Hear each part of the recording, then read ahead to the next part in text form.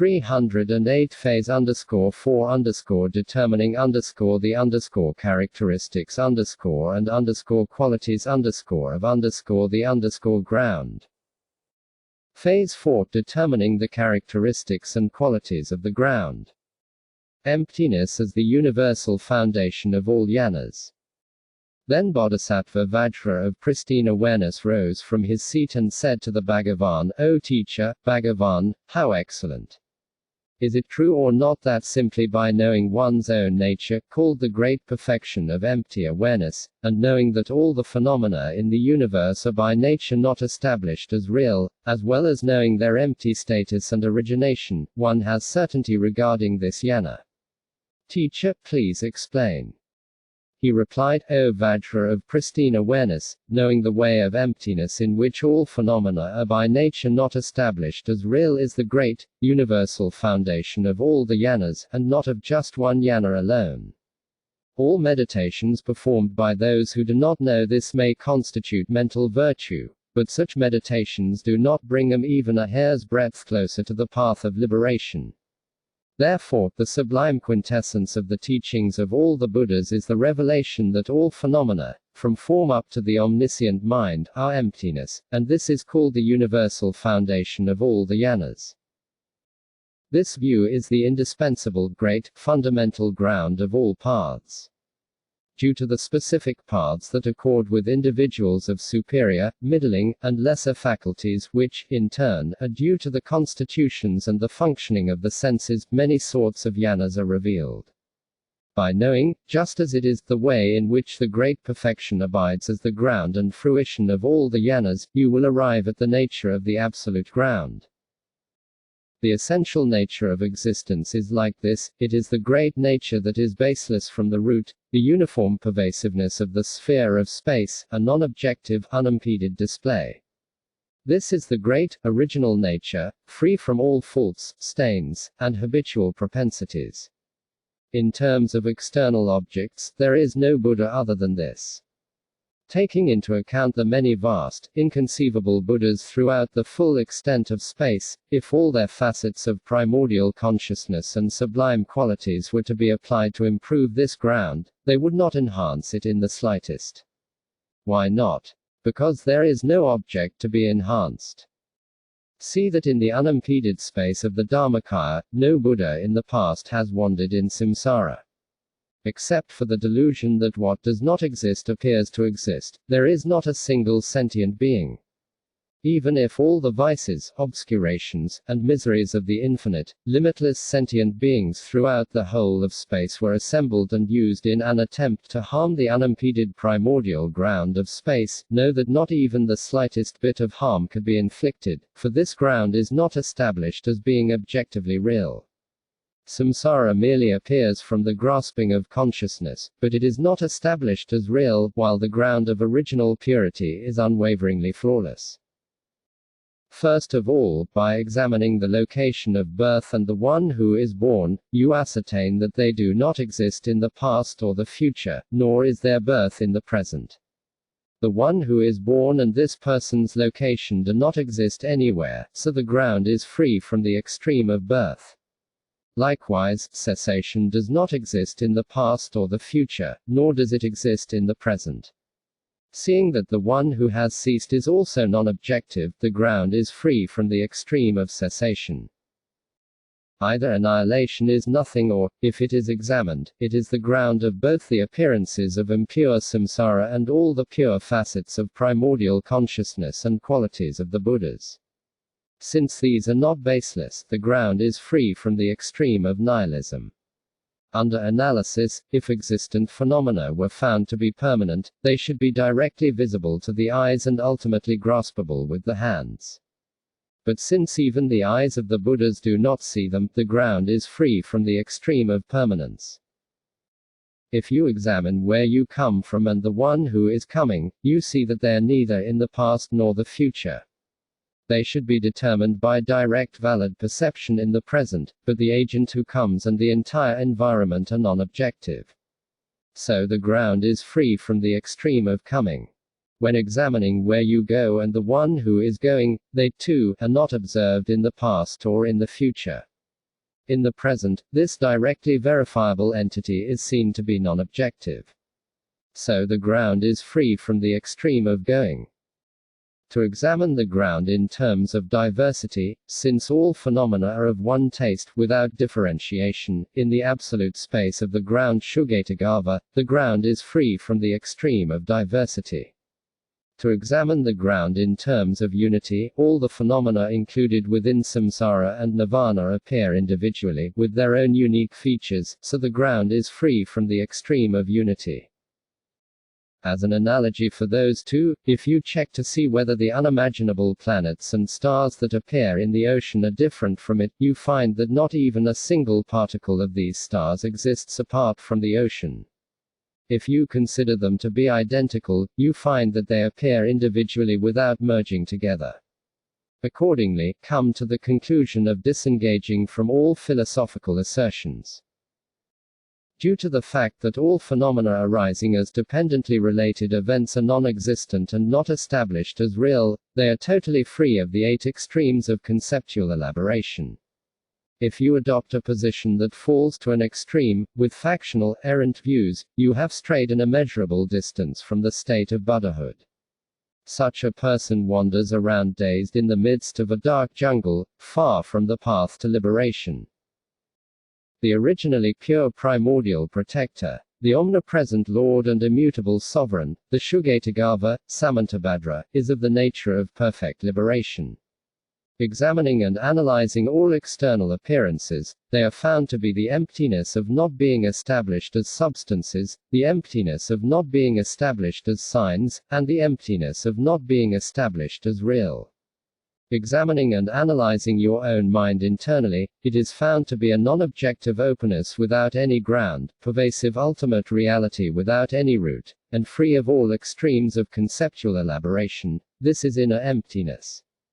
Examining the intermediate mode of existence of both appearances and the mind, they are found to be undifferentiated from the great, non-dual single taste. Appearing from yourself and dissolving into yourself, the mind and appearances are neither conjoined nor separated. This nature of emptiness, which cannot be eliminated, is called emptiness as the door of liberation. Ground awareness, the great liberation from extremes, cannot be revealed with words, for it transcends anything that can be articulated. It is incomparable and transcends all partial extremes, so it cannot be indicated with any analogy. It transcends all conceptual objects of the intellect, so it cannot be pointed to with any referent. In this way you come upon ultimate reality, the self-emergent nature, primordially at rest and free of clinging to experience. This is the absence of signs as the door of liberation. The ground, the ultimate nature of mind, the primordial Buddha Samantabhadra, the great, pervasive Lord of all of samsara and nirvana, knows its own essential nature and is naturally liberated within itself. Thus, no matter what you do to enhance this ground by way of physical, verbal, and mental striving stemming from the natural perfection of the displays of the kayas and facets of primordial consciousness, this does not benefit it in the slightest. Even if this ground wished to go from this location to some other realm, when you perceive the fact that the great realm of pervasive space is free of all going and coming in the 3 times, you certainly do not yearn for that situation. This is the absence of desire as the door of liberation. These are the characteristics of the nature of the ground, the original great perfection. Then Bodhisattva Vajra of pristine awareness asked, O teacher, Bhagavan, if the facets of primordial consciousness and enlightened qualities eventually arise from this ground, which is the original Dharmakaya and the nature of Samantabhadra, and if origination and accomplishment do not exist, since all sentient beings are none other than Buddhas, how does one distinguish between Buddhas and sentient beings? Teacher, please explain. He replied, O Vajra of pristine awareness, in a state of ignorance, the ground becomes ethically neutral, not helped or impaired by positive qualities, like a drawing of a lamp. Here are examples of the way sentient beings are deluded, mistaking a boulder for a deer, a pile of stones for a human, or a striped rope for a snake, and mistaking silver for zinc, gold for pyrite, or a gem for an ordinary rock. When you know the nature of the ground, the primordial great perfection of enlightened qualities, you realize that appearances have no true existence. This is like ascertaining that the boulder is not a deer, like rejecting the perception of a mirage as water or of a pile of stones as a human, and like rejecting the perception of a striped rope as a snake. Just as you recognize these as mistakes, you reject the delusive clinging of grasping at reality and realize that things are identityless. Then the ascertainment of the ground as non-objective great openness is the essential nature of meditation. The superiority of this realization over the mundane view of sentient beings is like recognizing gold and silver, so that they manifest as a treasure, and like recognizing a gem for what it is, after mistaking it for an ordinary rock. This recognition is called the wisdom of realization. Far surpassing that of sentient beings, this wisdom rots the seeds of mundane existence. Other analogies for the destruction of mundane existence by wisdom include water saturated by salt, camphor dispersed by wind, and ice melted by warmth. Like these analogies, you should know the way mundane existence is shredded. Bodhisattva Vajra of pristine awareness asked, "O teacher, Bhagavan, can one become a Buddha simply by knowing the essential nature of the ground, without needing to meditate? Teacher, please explain." He replied, "O Vajra of pristine awareness, if you do not know the essential nature of the ground, you will not become enlightened. Therefore, the body of knowledge of the intermediate teachings, namely, the Dharma without characteristics, reveals that all phenomena, ranging from form up to the omniscient mind, are of the nature of emptiness. Without knowing this, you will not be liberated, which is why the 6,400,000 sets of tantras of the Great Perfection were revealed. Be aware that if you could become enlightened without needing to know this, there would be no need for these teachings. Even if you know the emptiness of your own mind but do not know the emptiness of all three realms of the physical worlds and the sentient inhabitants, you have not realized anything more than personal identitylessness, so you have not surpassed the Sravakayana. Even though you know that all physical worlds and the sentient inhabitants are empty from their own side, if you do not deduce their essential nature as emptiness and know the ground to be emptiness, then emptiness is reduced to an ethically neutral state, and no benefit is derived.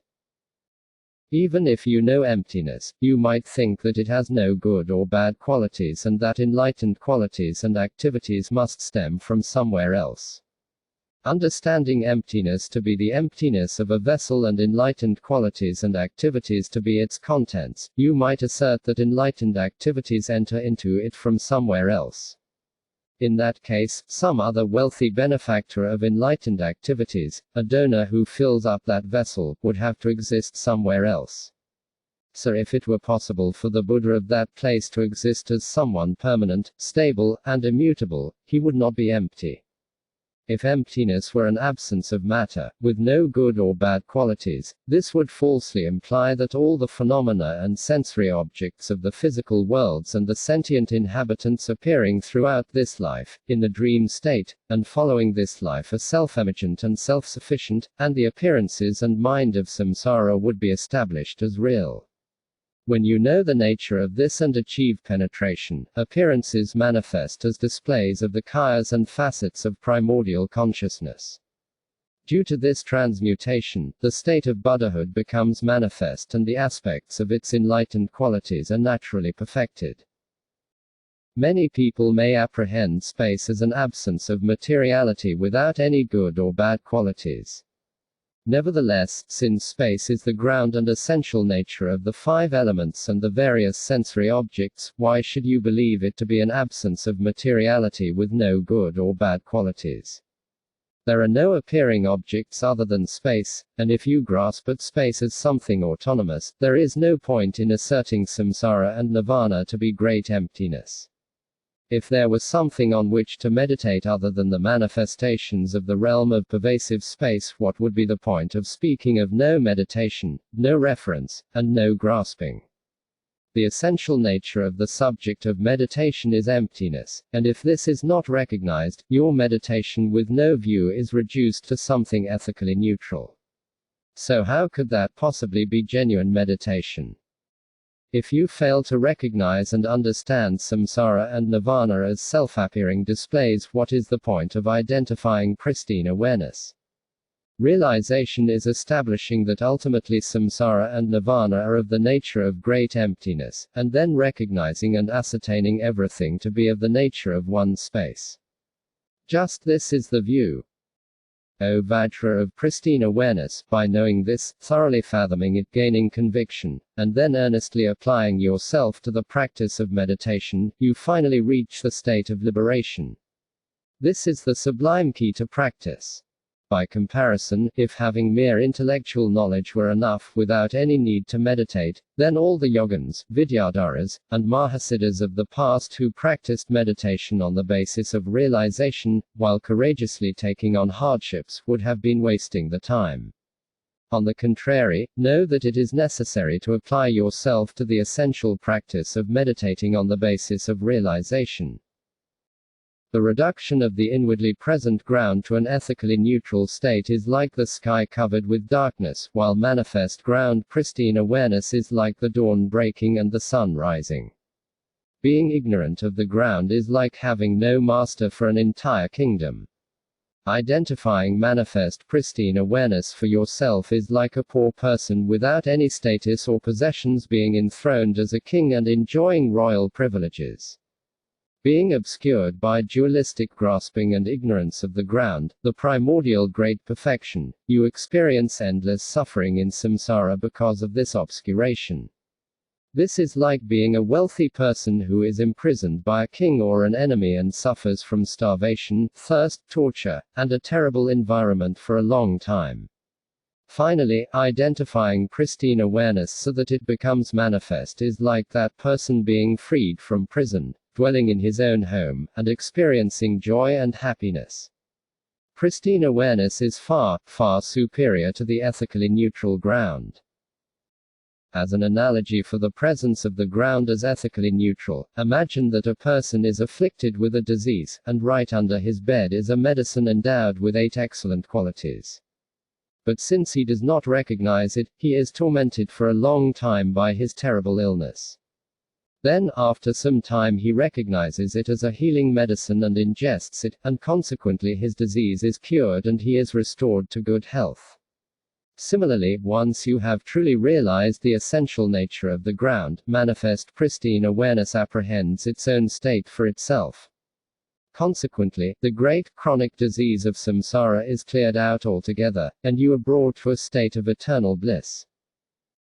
Even if you have identified pristine awareness that is present in the ground, there is no benefit if you do not sustain it.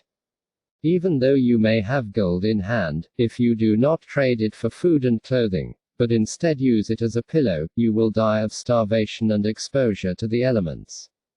Reducing pristine awareness that has been identified to an ethically neutral state is just like that.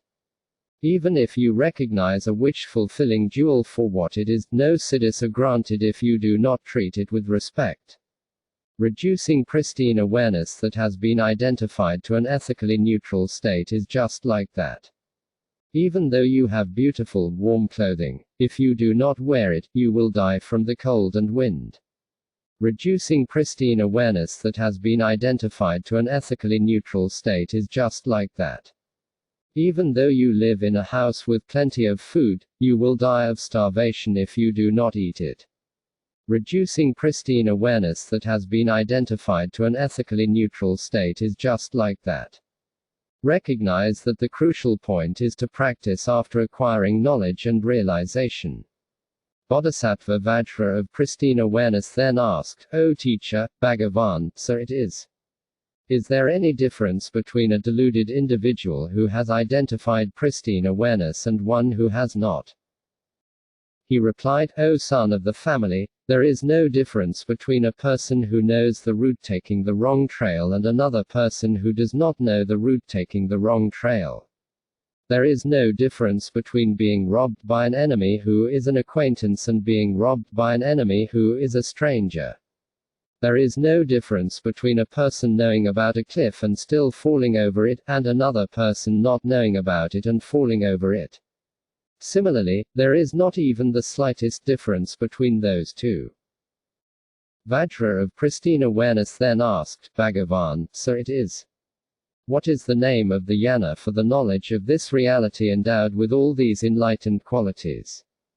Teacher, please explain. He replied, O Vajra of pristine awareness, the ground Shugatagava cannot be improved, nor can it be impaired by wicked sentient beings. It is free of the 8 extremes of conceptual elaboration, it is imbued with the 3 doors of liberation, and it is the natural perfection of all displays of the kayas and facets of primordial consciousness. Knowledge of this truth and the reasons for it constitutes realization, and this is what determines its superiority over other jnanas. Understanding through the other jnanas that the ground is empty is a commonly shared field of experience, but this perfect bodhisattva is a supreme distinction of this swift path. It is called ultimate bodhisattva or the supreme jnana of the profound, mysterious fruitional great perfection. The nature of the kayas and facets of primordial consciousness. Vajra of pristine awareness then asked, what is the nature of the kayas and facets of primordial consciousness? Teacher, please explain. He replied, O Vajra of pristine awareness, the kayas are like this, many avenues of accumulating merit arise in the aspect of beings' delusive appearances. For example, when making prostrations, getting up and lying down do not accumulate merit. Rather, the faith and reverence in knowing that you are prostrating and the virtuous thought of doing so generate a great deal of merit. Knowing this fact is an aspect of the Shugatagava, so it is an avenue for accumulating merit. Taking steps in performing a circumambulation does not accumulate merit. Rather, the very consciousness of circumambulating is an aspect of the Shugatagava, which makes it the avenue for the generation of masses of merit. As for making satsa images and constructing stupas, to make forms of clay and stone is not to accumulate merit. Rather, the very discernment of performing virtue is an aspect of the Shugatagava, which makes it the avenue for the generation of masses of merit. In offering butter lamps, burning butter does not accumulate merit. Rather, the very discernment of making an offering is a facet of the Shugatagava, which makes it the avenue for the generation of masses of merit. In making water offerings, filling a bowl with water is not accumulating merit. Rather, the very discernment of offering the bowls of water generates merit, which makes it the avenue for generating merit. Whatever offerings are made, there is no real being who partakes of them, so if there were a direct valid perception of someone present there, this would not constitute the accumulation of merit. But the discernment that generates virtuous merit acts as a cause for agreeable conditions and an occasional sense of happiness to arise in your mind, only temporarily, in the future. As for verbal recitations, merely uttering syllables is not a cause of merit. Rather, the virtuous consciousness of your intention is an aspect of the ground, so this also produces the result. The avenue to these virtues is ultimate reality, your own primordial consciousness. For example, if you scoop up some water from a great ocean and say, "This is the ocean," it is not in fact the ocean itself but a portion of the ocean. Yet it is also not water from anything other than the ocean. Likewise, practices of generosity constitute the entrance to the path for beings to generate a little temporary happiness, and these are creative expressions of ultimate reality. For example, you may dream of seeing a beautiful temple with a fine array of images representing the body of the Buddha, various syllables representing the speech of the Buddha, and stupas, vajras, killers, and so forth representing the mind of the Buddha. And you may then dream of prostrating to them, making offerings to them, circumambulating them, and so on. When you awake, if you think, that was definitely done, you generate an immeasurable mass of merit. Then Bodhisattva Vajra of pristine awareness asked, O teacher, Bhagavan, if the activation of such an intention makes an action virtuous and as a virtue it is transformed into the path, then even if one engages in actions involving the 10 non-virtues and so on, do they also turn into virtue, or not? Bhagavan, please explain. He replied, O Vajra of pristine awareness, with the basis of recognizing someone as a sentient being, the intention of taking that person's life, the deed of making a deadly attack, and the culmination of taking that being's life, there is your own intentional consciousness and the subliminal consciousness of the appearance of someone else. The same is true for all non-virtuous actions. This produces non-virtuous karma, and this non-virtue does not become virtue simply by imagining it to be so. All virtuous and non-virtuous actions are not merely due to conceptualization.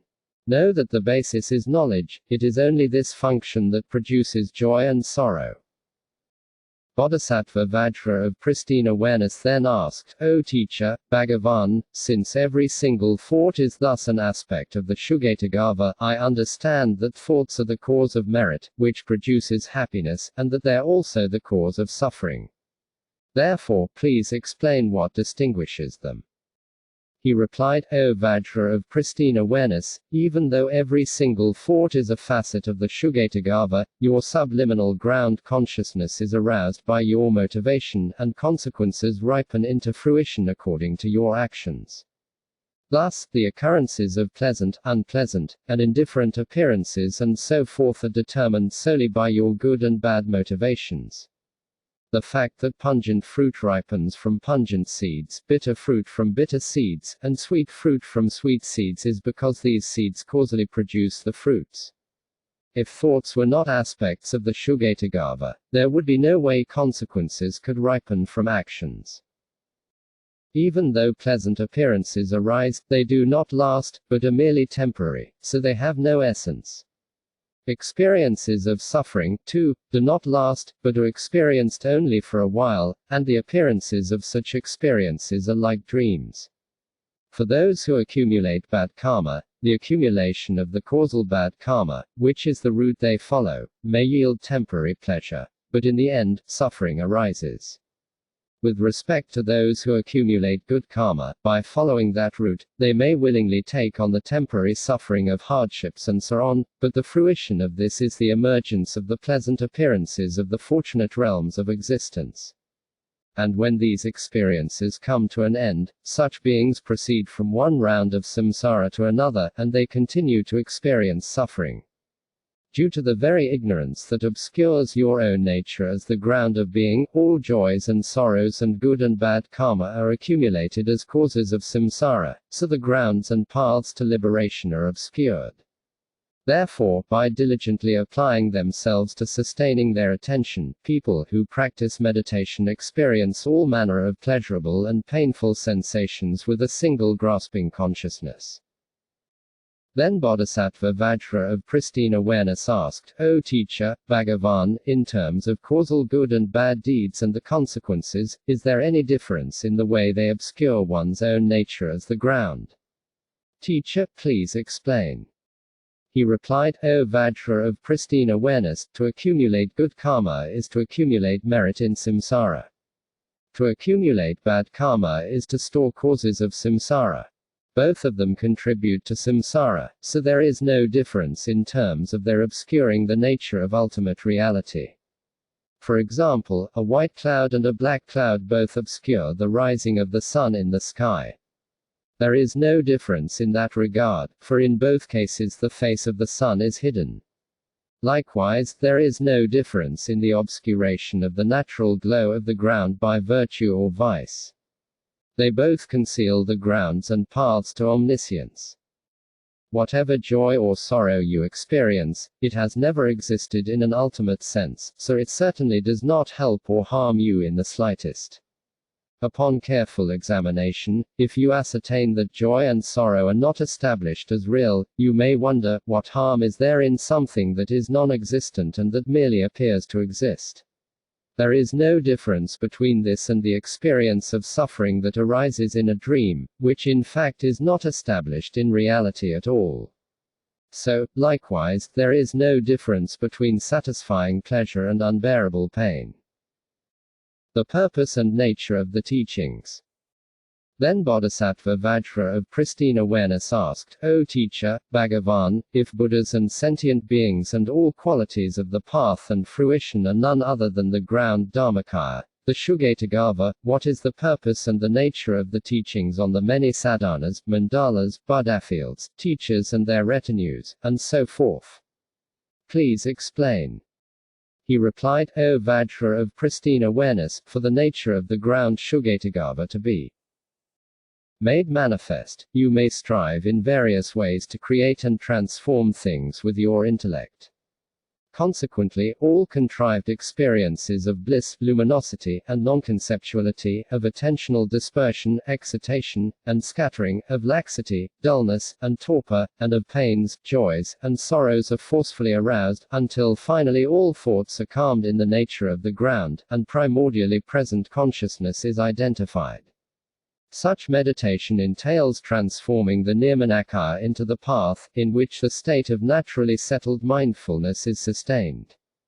Nowadays, everyone regards this as the standard practice, but the problem is that they do not attain the fruition of liberation. So once you have ascertained the view, you must reveal the nature of the ground, samantabhadra. For this there are two possibilities, directly identifying it in your own being, and identifying it in dependence upon the expedient path of the stage of generation. O Vajra of pristine awareness, for the direct identification within your own being, you first establish all the phenomena included in samsara and nirvana as emptiness. Once you have ascertained them as displays of the space of ultimate reality, you identify this state as the great revelation and apprehend your own nature.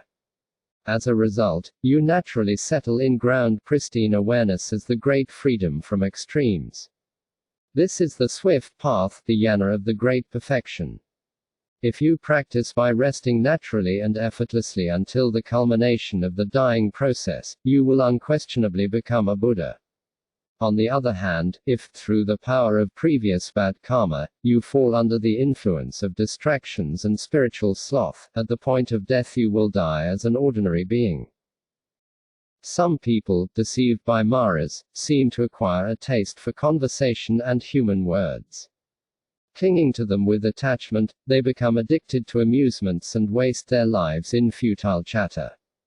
Unable to meditate, at the time of death they die as ordinary beings. With self-praise, some people fill their minds with desires for greatness in this life, for fame, high self-esteem, and high visibility. Wasting their lives in performing magic rituals, they too die as ordinary beings.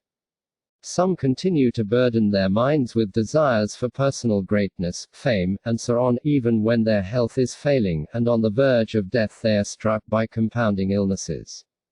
Having dismissed meditative practice as if it were a clot of spittle, at the time of death they are more pathetic than ordinary beings, and they are compelled to die in misery. Others who crave experiences apply themselves solely to intellectual matters. Since they are not satisfied with and do not trust the view and meditation that are effortless and disengaged from activity, they do not engage in such practice. Some people identify awareness, but since they have no confidence in it, they do not practice. Some are satisfied with merely identifying awareness, but they do not progress beyond this understanding. Some people maintain a false understanding of the meaning, and they remain deluded due to negligence.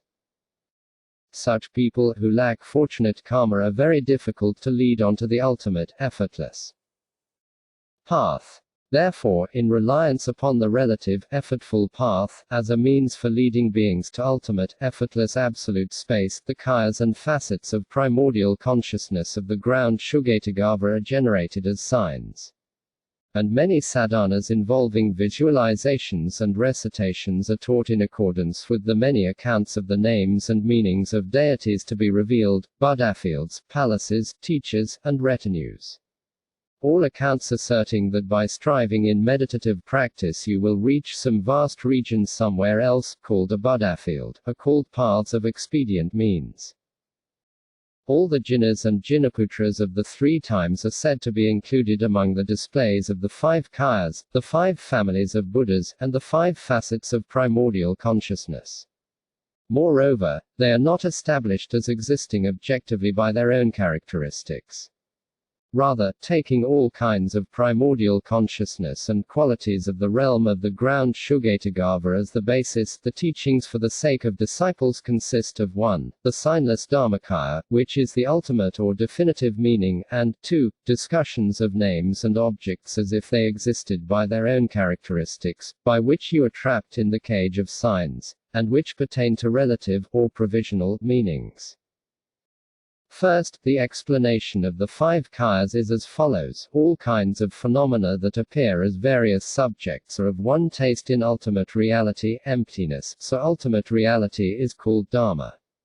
It is called kaya for it is like an accumulation or aggregation of inconceivable entrances to the path, inconceivable experiences, and inconceivable fruitional accomplishments, stemming from the inconceivable array of specific constitutions and faculties. With respect to beings' obscurations due to ignorance, karma, and mental afflictions, from the very moment that the ego-grasping consciousness arises, all the appearances of the dream state, the waking state, and the hereafter, as well as all physical worlds, the sentient inhabitants, and all sensory objects, are not created by activities or brought about by effort, but are naturally wholly present as one's domain of experience, sambhoga. Likewise, at the time of Buddhahood as well, purification, liberation, and all displays of the kayas and facets of primordial consciousness are not created by activities or accomplished by effort. Rather, they are naturally perfected as one's enjoyments. For that reason they are called sambhoga. The mind has never been moved and does not move by thinking, I shall send forth emanations from the state of the ground Shugetagava. Emanations have never been intentionally emanated, so they are not emanated. Just as the planets and stars in the ocean do not exist as anything other than the ocean, so do all appearances of samsara and nirvana naturally arise as various emanations that are not other than the Shugetagava itself. For that reason they are called nirmanakayas. As soon as there is the conscious sense of ego grasping, one's body must appear. Thus, in all dream appearances, waking appearances, and appearances following this life, the self arises from thoughts of ego grasping.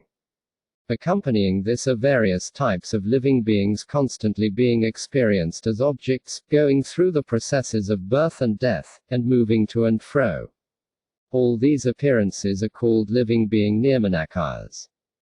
For disciples who have the karma of being suitable vessels, the various avenues of accumulating merit in accordance with their own constitutions and faculties, the various stages of the path, and the various kinds of rupakayas that accord with their own forms, languages, conducts, gurus, teachers, writings, and so forth for training disciples are all emanations of their own Shugetagava.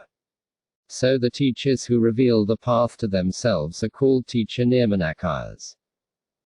Representations of the bodies of enlightened beings, including paintings and statues that were created by artists and commissioned by patrons, as well as self-appearing images formed from colored sand, representations of the speech of enlightened beings such as various letters, manuscripts, and books, and representations of the mind of enlightened beings such as stupas, killers, and meteorite vajras are all objects of worship such as prostrations, offerings, and circumambulations. These appearances as fields for accumulating merit are not due to the patrons or artisans. Rather, emanations of your own Shugetagava appear to yourself, and they are called created nirmanakayas. Objects for the use of the mere appearance of the self include an inconceivable array of both individual requisites of life and non-essential substances, such as clothing, ornaments, household goods, bedding, food, drink, earth, water, fire, air, houses, grass, trees, stones, iron, copper, silver, gold, and brass.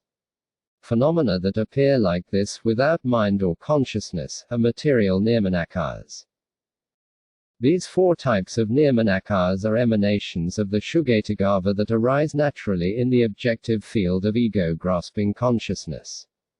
As an analogy, they are like the appearances in a vessel of water of the planets and stars in the sky, such that these reflections in the water arise in dependence upon the simultaneous configuration of causes and contributing conditions.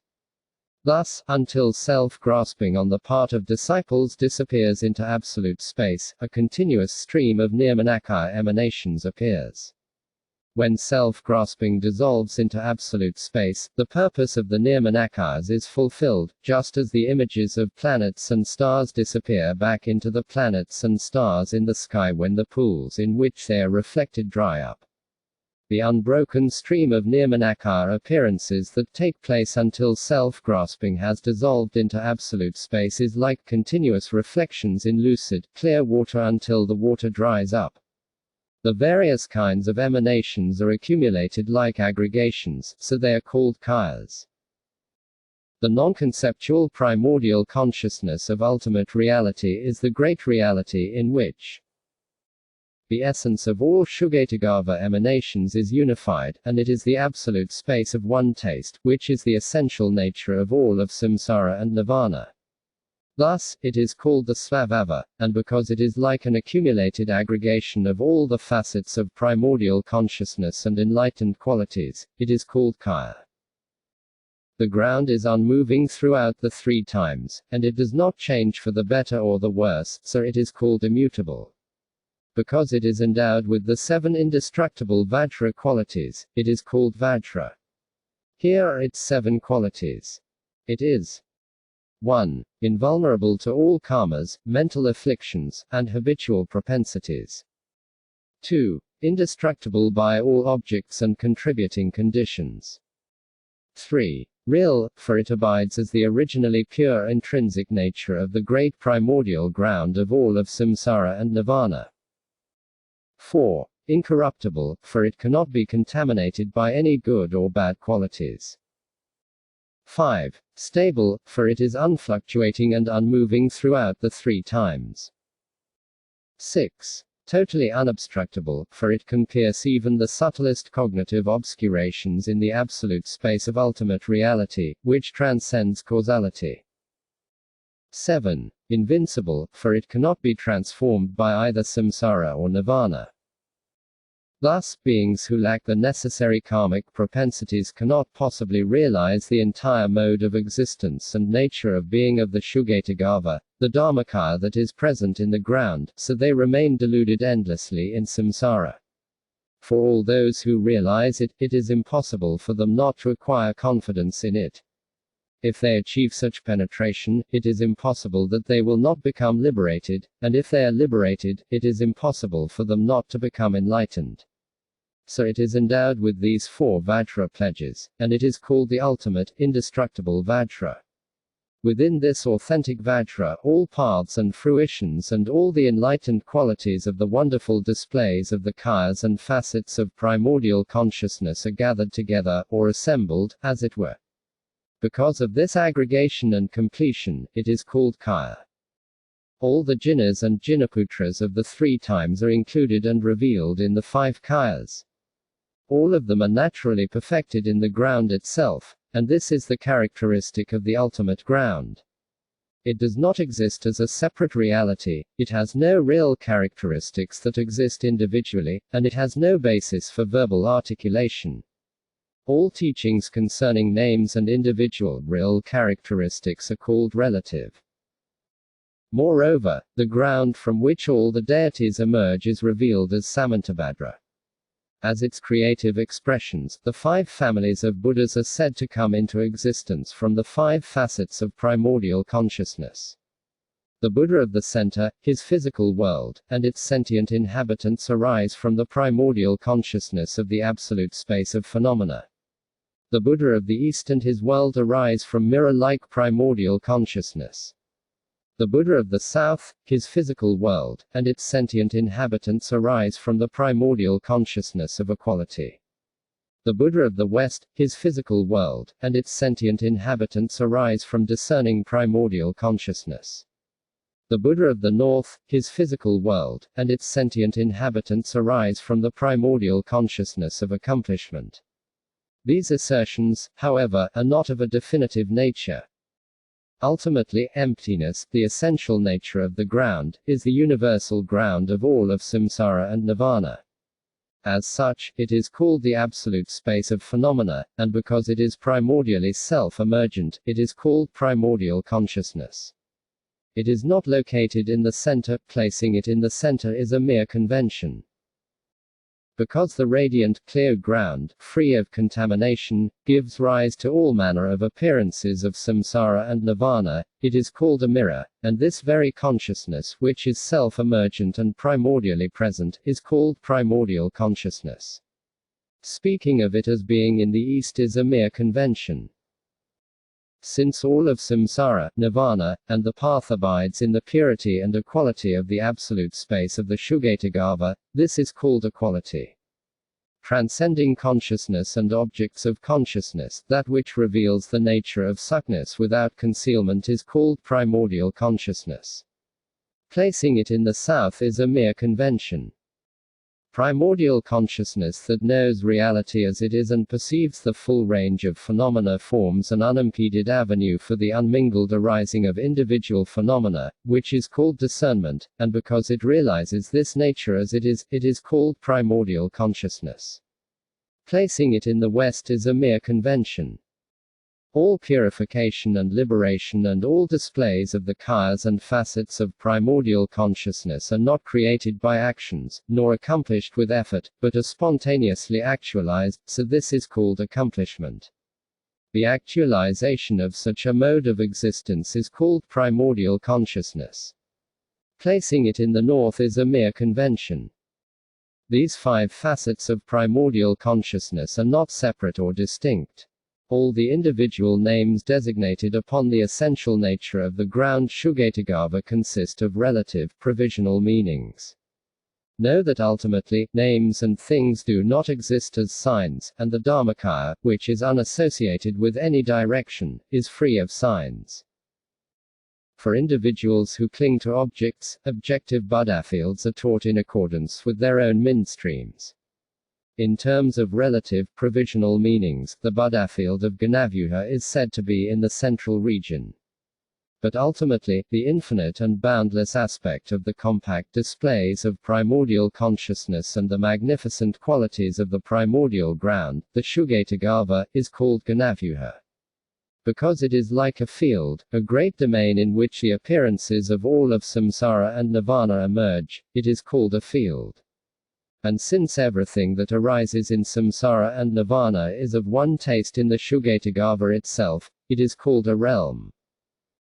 As for that which is called the Buddha field of irity, in the nature of the absolute space of the ground, lucid, clear, and uncontaminated, the aspect of great bliss, which is not created by objective conditions or agents, is the Buddha field of irity.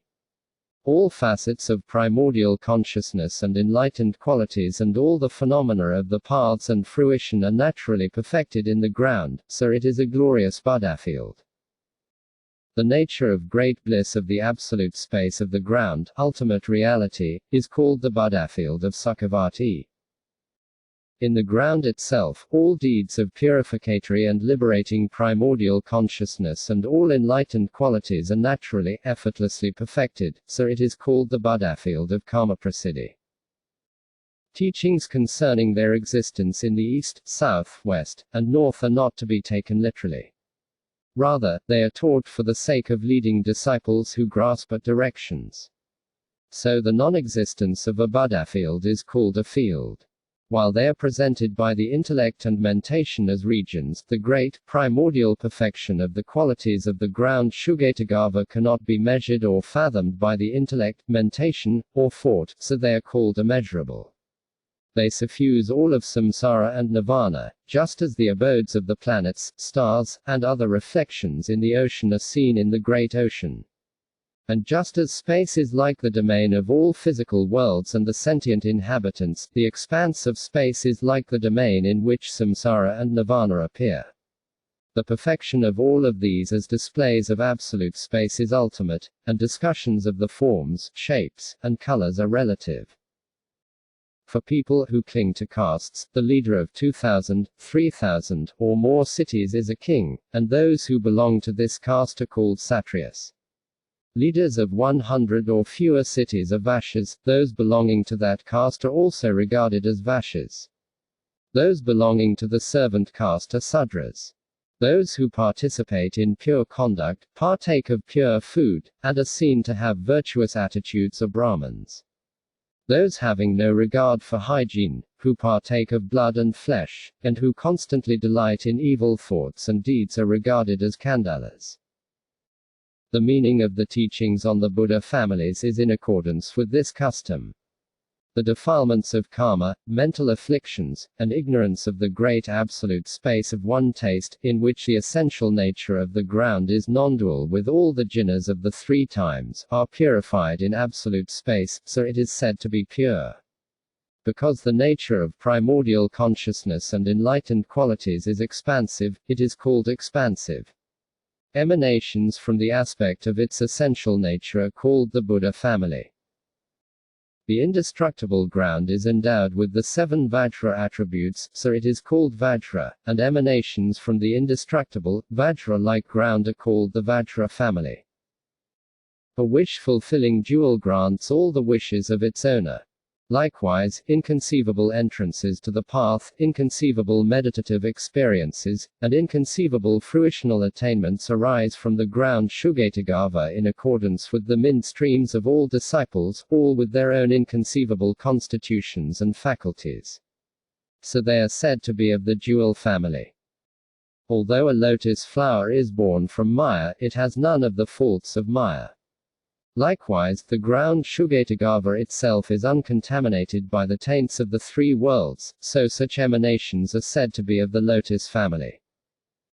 In the domain of the ground Shugatagava all deeds are self-emergent and complete, without acting or striving, so such emanations are said to be of the karma family. These are merely verbal designations. In this way, the non-differentiation and natural perfection of the families is taught as the ultimate meaning, and the contrived differentiation of the families is taught as the relative, provisional meaning. Vairocana, referred to as the Lord of the Central Region, as the basis of emanation of all the Buddhas belonging to the Buddha family, is not ultimately established as real. The radiant, clear aspect of the natural glow of the ground, empty absolute space, is made manifest by pervasive, all-seeing great wisdom. Simply by actualizing this, all the facets of primordial consciousness and enlightened qualities of the domain of the ground Shugatagava are fully illuminated, so he is called Vairocana. Without actualizing this, there is no Buddhahood, while by actualizing this alone, there is no difficulty in becoming a Buddha, therefore, such beings are said to belong to the Buddha family. Vibhuvajra is so designated because he is the indestructible great being endowed with the 7 Vajra attributes, the absolute space of the ground. The great Aksavya is so designated because he is immovable in the 3 times. Ratnasambhava is so designated because all supreme and common siddhis arise from the great displays of the kayas and facets of primordial consciousness of the precious, spontaneously actualized absolute space of the ground, and he is absolute space endowed with all authentic realities. Amitabha is so designated because he illuminates the inconceivable displays of appearances from the ground, and because he is boundless. Amahasiddhi is so designated because in the ground absolute space itself, the meaning of all sublime dharmas is naturally present, so he is called Amaha, and since all enlightened activities are completely accomplished, he is called Siddhi. Mamanyasri Datvijvari is so designated because emptiness, the Vajra of space, the great absolute space of all of samsara and nirvana, replete with all the facets of primordial consciousness and enlightened qualities, is the creator of samsara and nirvana.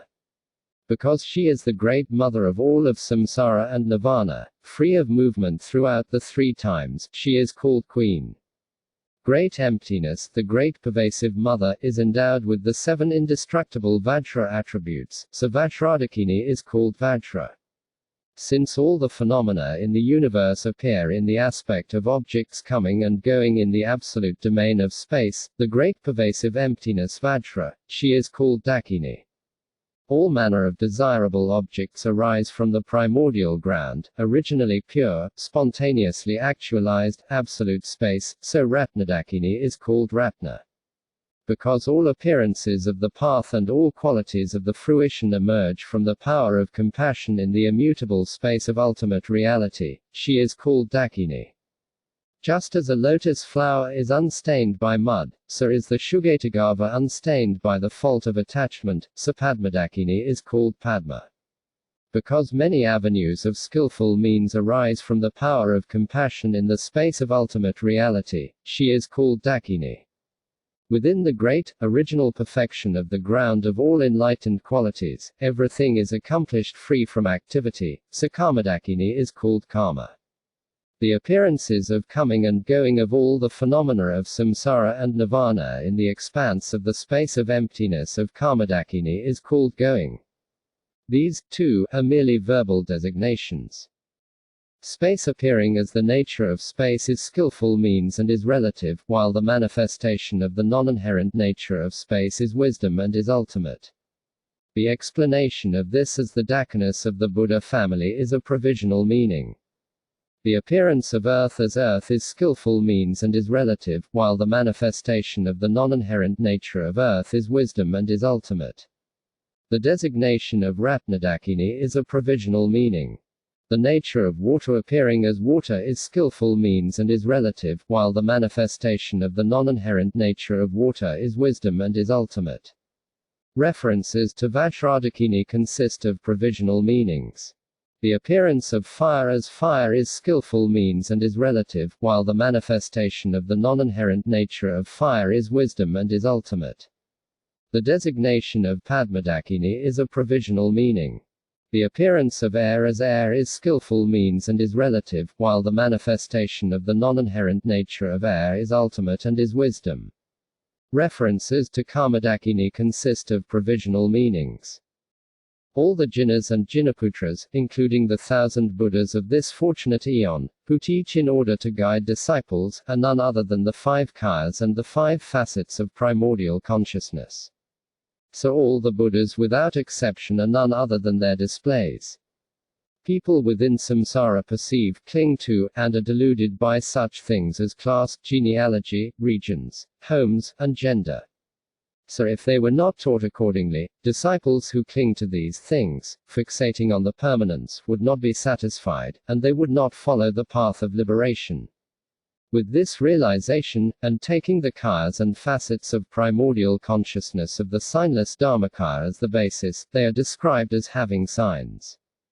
But in reality, it is certain that of all the deities and Buddha fields, not even a single one is established as real. How to practice the teachings. Then Bodhisattva Vajra of pristine awareness asked, O teacher, Bhagavan, taking the signless Dharmakaya, devoid of all extremes of conceptual elaboration, as the basis, for the sake of disciples who grasp at eternalism, the path is taught as having signs and objectivity. How does one practice these teachings? Teacher, please explain. He replied, O Vajra of pristine awareness, although the referential path of the stage of generation has many classifications, our path of secret mantra, Vajrayana, has 2, called the path of definite perfection and the path of the power of the view. The former teaches the deities and Buddha fields as objects definitely existing by their own characteristics, and it emphasizes only the avenue of relative skillful means. The ultimate view is merely implied, but not explicitly emphasized. As for our path of the power of the view, you first establish the view and thereby correctly realize that the deities and mandala do not exist as anything other than the illusory displays of the original, primordial ground alone. Then, in order to transfer and merge your own body, speech, and mind into the domain of the 3 Vajras, you take the illusion like Samadhi as your basis and recognize the manner in which the appearances of deities are created like illusions. Thus, by becoming accustomed to the visualized appearances of the stage of generation, you achieve stability in your own awareness. Ordinary appearances and clinging are transferred to the nature of Buddha fields, and your body, speech, and mind are transferred to the dwelling of the 3 Vajras. Hence, this is called transference by entering the dwelling. First, you establish that all phenomena in all of samsara and nirvana are of an empty, identityless nature. In the end, you confirm firsthand that your own pristine awareness has never been anything but displays of the kayas and facets of primordial consciousness. This is what is called the ultimate taking of refuge in the essential nature. The essential nature of taking refuge consists of remaining without veering from the state in which all the jinnas and jinnaputras of the three times are united and in which the vital essence is unified. Yearning for a result and then devoting yourself to its cause is an approach that corresponds to the ways of the world. For example, if a man went to a foreign kingdom, casually occupied some land, and set about farming it, he would inevitably be punished by the reigning king. But if he were to seek the protection of the king and submit a petition to him, then he would have the authority to farm or do whatever he wanted with his land in that kingdom. Likewise, if you do not take refuge by mentally taking the natural radiance of pristine awareness that is present in the ground Dharmakaya as your outer, inner, and secret object of refuge, you are not authorized to engage in the deeds of the three jewels. Consequently, the result would not be granted, you would succumb to obstacles, and you would be an unsuitable vessel for empowerments and spiritual counseling. Therefore, the foundation for all the samayas and vows and the root of all empowerments and siddhis is taking refuge by way of the threefold faith in the three jewels, offering them your body, speech, and mind and all your enjoyments and possessions without attachment, clinging, or grasping, and at all times and situations never for even an instant failing to entrust yourself to the sublime objects of refuge. So maintain this as your very life essence itself. Whether you are lifted up or cast down, whether you are elated with happiness or tormented with pain, and when you engage in any type of activity, reflect that the three jewels know. This is the sublime, fundamental ground of all practice. In particular, know that the self-appearing, supreme teacher of disciples is the Holy Guru, whose body is the Sangha, whose speech is the Holy Dharma, and whose mind is the Buddha. Know that the Guru is the synthesis of all the sublime objects of refuge. Know that the secret body appearing as the spiritual mentor of living beings is the root of all blessings. The secret mind, the treasury of primordial consciousness, which is the unified display of all the personal deities, is the root of all siddhis. And know that the illusory displays of compassion that appear as myriad guardians of the doctrine and dharmapalas are the root of all enlightened activities. Their essential nature is the Dharmakaya, devoid of signs. The characteristic is the Sambhogakaya, which consists of displays of the kayas and facets of primordial consciousness. The natural creative expression of the compassion is the supreme Nirmanakaya, consisting of the entrances to the path and fruition. Recognize these as the omnipresent lords of all the mandalas, and take refuge in them without being separated from them for even an instant. Remain under the protection. Utterly entrust your mind, heart, and body to them. Practice without abandoning them even at the cost of your life, and rely upon the principal deity of all the mandalas without displeasing this being in the slightest way. If you indulge in false views or displease the deity, even in a dream, it is crucial that you generate remorse and confess this. If you abandon the Vajra Guru, this is tantamount to abandoning the three jewels, three roots, three kayas, Buddhas, and Bodhisattvas.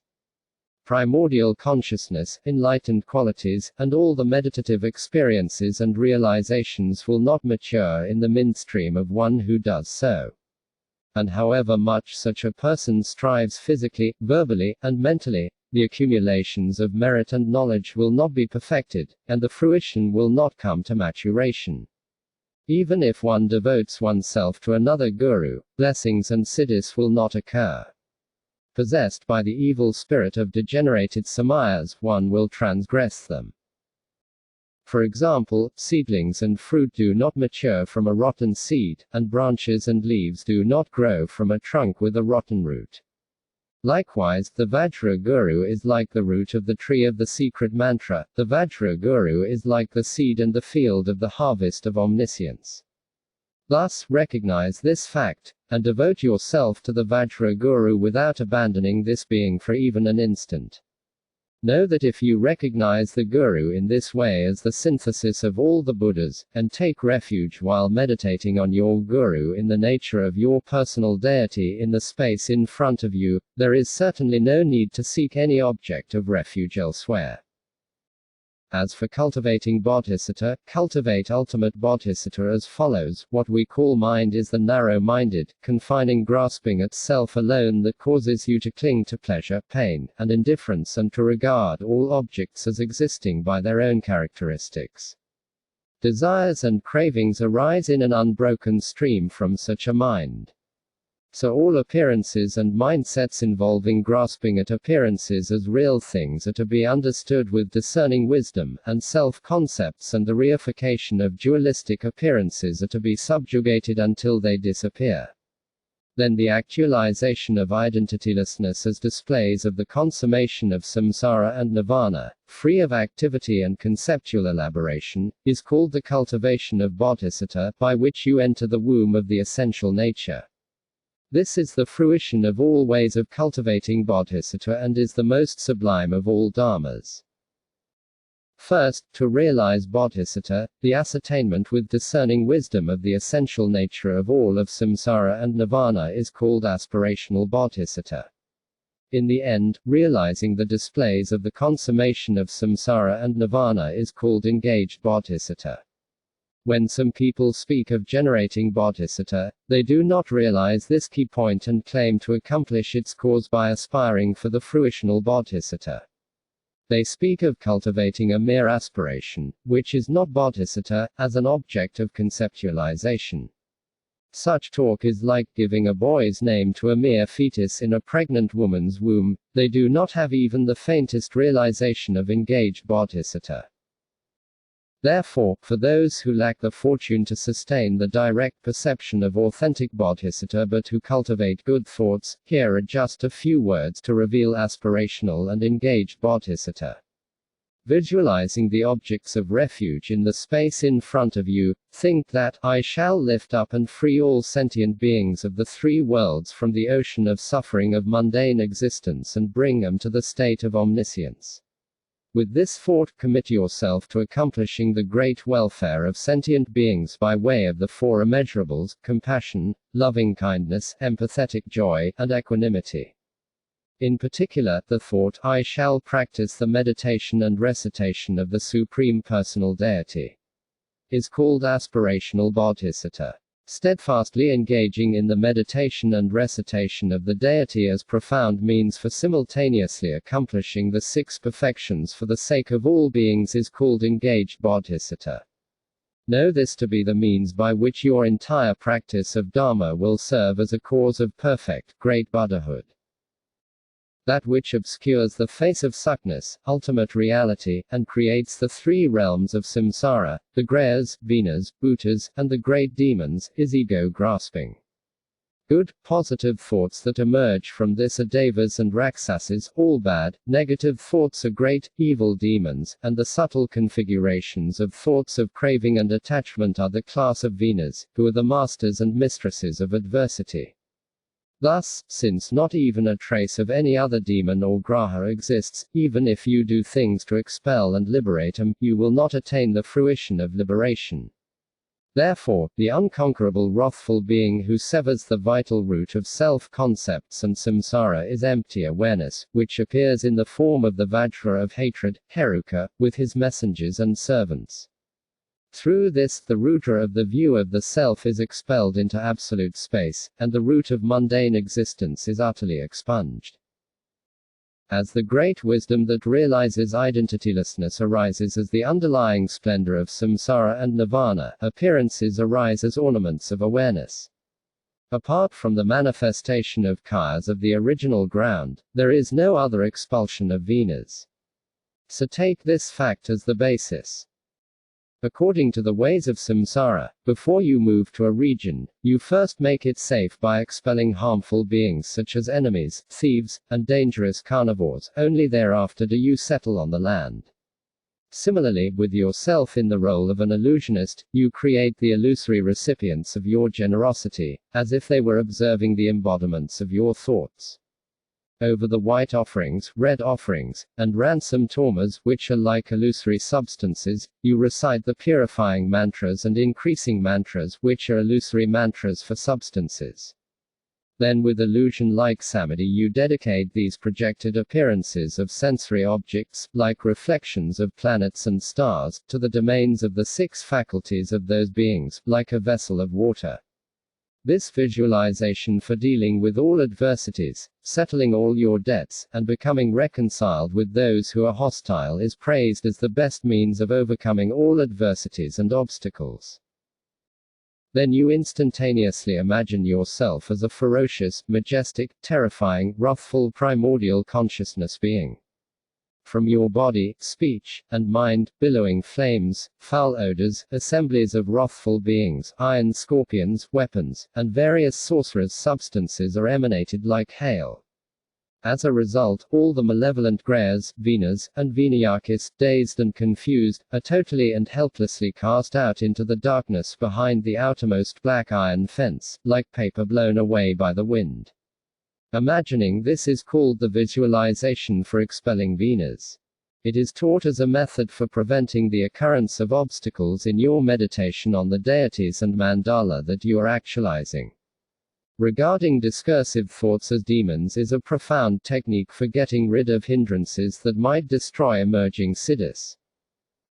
As for the wheel of protection, the ultimate wheel of protection is ascertaining that all violent beings and objects of their violence are originally not established as being real, by knowing that all of samsara and nirvana is the display of bodhisattva. This liberates all the Venas and malevolent beings right where they are, making them disappear. This is called the ultimate wheel of protection or the self-emergent, pristine wheel of protection. Here is a method for those who know this but do not have confidence when it comes to the sensory activities. Withdraw the minor wrathful beings and sorcerous substances that set the boundaries for the emanated apparitions of enlightened activity. In this way, all regions above, below, and in between are sealed closed with no gaps, and they appear in the aspect of a celestial palace formed as a blazing wheel, having the essential nature of the primordial consciousness of the absolute space of phenomena. On its outer periphery, the essential nature of mirror-like primordial consciousness appears in the aspect of a celestial palace of blazing Vajras. Outside of that, the essential nature of the primordial consciousness of equality appears in the aspect of a celestial palace of blazing jewels. Outside of that, the essential nature of discerning primordial consciousness appears in the aspect of a celestial palace of blazing lotuses. Outside of that, the essential nature of the primordial consciousness of accomplishment appears in the aspect of a celestial palace of blazing swastikas. Outside of that are a blazing mountain of primordial consciousness and a fence of a mass of fire. Outside of that are a great celestial palace of a dark Vajra wind and razor-sharp blades. And outside of that is a fence of crashing waves of a Vajra river. Visualizing this definitely puts an end to all the Grayas and Venas that arise from the projections of thoughts. This is like constructing a fence as protection from your enemies. Determining the nature of all impure, deluded mental states and appearances, and then accurately recognizing the essential nature, or mode of being, of the ground puts a stop to misleading confusion. All non-realizations and misconceptions are great flaws in the practice of meditation, so there is a real blessing in first gaining knowledge and realization. For this purpose, according to the ways of samsara, before you move into a new house, you eliminate all its defects and then clean it so that it is comfortable, beautiful, well decorated, and attractive. Similarly, with the force of your great faith, admiration, and reverence, emanate rays of light from your heart, invoking the minds of the jinnas and jinnaputras. Consequently, the rupakayas arise from the absolute space of phenomena, and empowerments, blessings, and siddhis all dissolve into you, your environment, your place of practice, and your practice substances in the aspect of mounds of five-colored lights and masses of rainbow clouds, together with kayas in the form of subtle mudras, enlightened speech in the form of various seed syllables, and enlightened mind in the form of various hand emblems. Repeatedly imagine, as a result, that your environment is blessed as the self-appearing, actual ekanistha, your house is blessed as a palace created from primordial consciousness, your practice substances are blessed as ambrosia, and your body, speech, and mind are blessed as the nature of the three Vajras. This is the correct way to establish your place of practice, your house, your practice substances, and yourself as deities and the mandala. The ultimate blessing of the offerings is the actualization of the Dharmakaya, absolute space free of the extremes of conceptual elaboration, which is the spontaneously actualized, self-emergent display of the kayas and facets of primordial consciousness. In terms of relative truth, the self-appearing displays of sensory objects delusively appearing to the senses of sentient beings are sealed with the kayas and facets of great primordial consciousness. Imagine that infinite clouds of offerings, including the 7 outer enjoyments and the 5 inner sensory objects, appear in the nature of unimpeded streams of displays of the ornamental wheels in all the self-appearing mandalas of primordial consciousness. In particular, visualize the 5 poisons melting into the essential nature of the 5 facets of primordial consciousness, the medicine swirling about as an ambrosial ocean of the primordial consciousness of bliss and emptiness, and the cosmos as a red bailing torma in which the nutritive essence is synthesized, acting as a source of all desirable things. Imagine the attachment of the 3 realms of samsara melting into the essential nature of the bliss of detachment, appearing as a boiling ocean of great, wish-fulfilling red rakta and so forth. This is offered to each of the deities and blessed with the essence of the 3 Vajras. And imagine that each of the illusion-like arranged objects expresses its own illusion-like mantra, such that they are of the nature of these appearances. The projection of the offering substances is called the treasury of space samadhi. Until ego-grasping consciousness ceases, these unbroken streams of appearances of sensory objects are transformed into clouds of offerings. For example, by imprinting mantras of conjuring substances upon the realm of lucid, clear sky, various appearances of sensory objects arise for the spectators. Likewise, the sensory faculties of the recipients of the offerings and gifts are like the lucid, clear sky.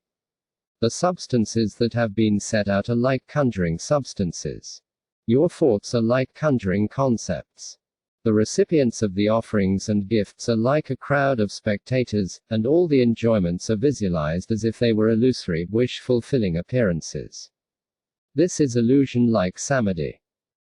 Illusion-like samadhi does not arise simply by visualizing and knowing in that way. Rather, it is experienced by people who have determined the self-appearing nature of samsara and nirvana. Know that those who do not understand this are visualizing the objects they bring to mind by means of discursive thinking. Ultimately, the way to actualize the pristine awareness that is present in the ground is taken as the basis of all this, while relatively speaking, there are the teachings of the preliminary practices of the stage of generation in accordance with the ways of samsara. Moreover, know that the methods for proceeding along the path are taught with respect to the characteristics of the ground itself, and they do not exist as objects other than this. Now for the main practice, before meditating on the supporting Buddha field and palace and on the deities who reside there, the impure karmic aeon must be dissolved into absolute space and brought forth as pure appearances of primordial consciousness deities.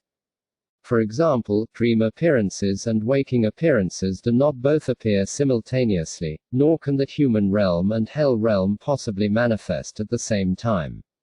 Likewise, the impure appearances of samsara and the Buddha fields of primordial consciousness deities cannot possibly exist simultaneously. So first, imagine that the phenomenal physical worlds, the animate sentient beings who inhabit them, and the appearances of the 5 sensory objects all dissolve into absolute space as illusory apparitions dissolving into the nature of emptiness. The manifestation of this mode of existence of suckness, ultimate reality, is called the samadhi of suckness. Those who do not know the nature and mode of being of emptiness merely impose some kind of emptiness upon that which is not empty, and they do not directly experience the samadhi of suckness. The actual samadhi of suckness is experienced only by yogins who have realized the view of emptiness. Once again, with the manifestation of the mode of being of the ground, great, all-pervasive primordial consciousness, all the phenomena of samsara and nirvana manifest as displays of great spontaneous actualization, like planets and stars in the ocean. This manifestation of everything is called the all-illuminating samadhi. This is in the realm of experience only of those yogins who have identified the dharmakaya, pristine awareness that is present in the ground. Others' cultivation of compassion for sentient beings by means of the intellect and mentation entails an object and cogitation, and the actual all-illuminating samadhi does not manifest. So recognize that one is merely a substitute for the other.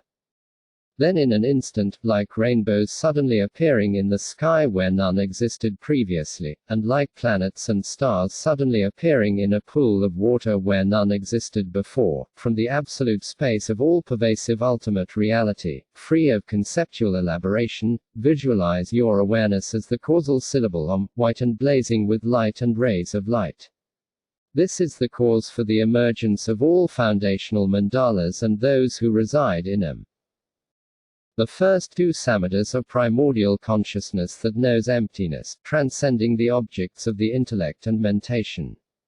The latter, the causal samadhi, consists of apparitions involving objects and luminosity. O Vajra of pristine awareness, like the explanation of the gradual formation of the elements due to the wind at the beginning of an eon, visualize a syllable A emerging from the Om and transforming into the nature of empty, clear, all-pervasive space. Yam emerges and transforms into an air mandala, as the underlying ground, in the shape of a Vajra swastika. Bam emerges and transforms into an ocean of the nature of lucid, clear, pure water in the shape of a swirling sphere. From the emanation of Lam, a vast, broad, square-shaped golden ground appears. Ram emerges and transforms into the nature of fire in the composition of all the above, with the aspect of warmth, and in the form of a semicircle. All these appear but do not inherently exist, like the moon in water or a rainbow. Know them to be mere appearances, empty and unreal, like the expanse of space. Again, upon the golden ground of great power, some is emanated, such that the entire ground shines like lapis lazuli, blazing with radiant clear light. It is free of all rough things such as jagged mountains, pebbles, and thorn trees. Its vast surface is smooth and level like the face of a mirror, such that when you step down it gives way 4-finger widths, and when you lift up it rebounds 4-finger widths. Aromatic fragrances waft from verdant hills covered with medicinal plants. The ground is completely covered with various beautiful, delightful lotus blossoms, blazing, clear, shimmering, and radiant, in colors of indigo, white, yellow, red, and green. The sky is crisscrossed with checkered patterns of rainbow lights, and the cardinal and intermediate directions are covered with masses of rainbow clouds. Within this expanse, all the assemblies of apparitional vairas and yoginas of primordial consciousness perform beautiful dances, sing lovely melodies, and play various musical instruments. In the sky, various offering goddesses present bountiful clouds of offerings and make obeisance. 8 great oceans extend in the 8 cardinal and intermediate directions of the ground. On their shores are jewel pebbles, golden sand, and lush turquoise meadows. Here dwells an inconceivable variety of innumerable, sweet-voiced birds, including the golden goose, the king of birds, blue-headed wild ducks, katika birds, talking parrots, cuckoos, pheasants, hazel hens, and sparrows. These lovely birds also include ducks, eagles, pupois, celestial birds with voices like chiming bells, and kratipa birds appearing like golden vajras. They are white like the color of conch and silver, yellow like the color of gold and amber, red like the color of coral and ruby, green like the color of turquoise and emerald, indigo like the color of lapis lazuli and sapphire, and blue like the color of blue beryl. These and other birds have pleasing colors and beautiful forms, sing lovely songs, engage in charming play, alight upon wish-fulfilling trees, and circle about over the ocean. In addition, various apparitional, beautifully formed deer frolic in enchanting, lovely play, and they listen to the Dharma. In the center, surrounded by a swirling moat and encircled by a metal fence composed of 7 types of precious substances, is a pond of ambrosial water imbued with 8 excellent qualities. By drinking it, thirst and hunger are dispelled, and simply by experiencing this water's aroma, all the pain of various illnesses is removed and replaced by untainted bliss.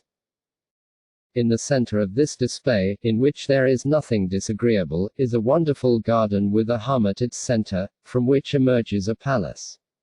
Its eastern face is white and luminous like crystal, symbolizing mirror-like primordial consciousness. Its southern face is golden yellow, symbolizing the primordial consciousness of equality.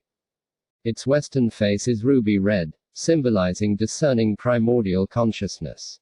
Its northern face is emerald green, symbolizing the primordial consciousness of accomplishment, and its center is the blue of lapis lazuli, symbolizing the primordial consciousness of the absolute space of phenomena. On its eastern side is a circular door of great compassion, symbolizing spontaneously actualized pacifying enlightened activity. On its southern side is a square door of great loving kindness, symbolizing spontaneously actualized enriching enlightened activity. On its western side is a semicircular door of great empathetic joy, symbolizing spontaneously actualized powerful enlightened activity, and on its northern side is a triangular door of great equanimity, symbolizing spontaneously actualized wrathful enlightened activity. It has 4 corners, symbolizing the 4 kayas. On the outside it is surrounded by protective celestial palaces of the 5 facets of primordial consciousness and the 5 spontaneously actualized kayas.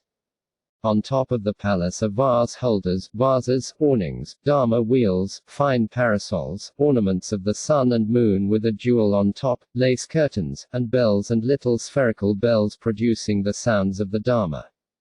The jeweled door frames, portals, steps, and so forth are adorned with immeasurable palatial qualities. On the 4 sides, the light from the sun and moon shines through the windows, striking the crystal window panes, producing rainbows and orbs of light during the day and clear light during the night. The mere sight of this is enchanting, and simply by entering the palace, the displays of the kayas and facets of primordial consciousness become manifest. In the center of the palace is a jeweled throne of great height and beauty, symbolizing transcendence of mundane existence. It is supported by 8 lions, symbolizing the purity of the 8 aggregates of consciousness, and upon it descends a white causal seed syllable Om, from which rays of light radiate upward.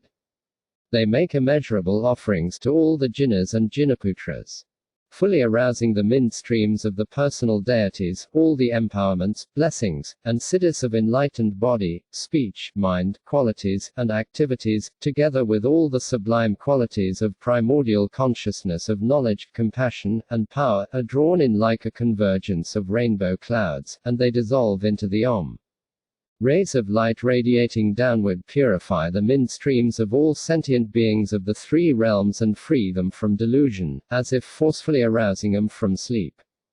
As soon as the rays of light are reabsorbed, the vitality and merit of all sentient beings and all the splendor and vital essence of the physical worlds and their inhabitants are collected and dissolve into the Om.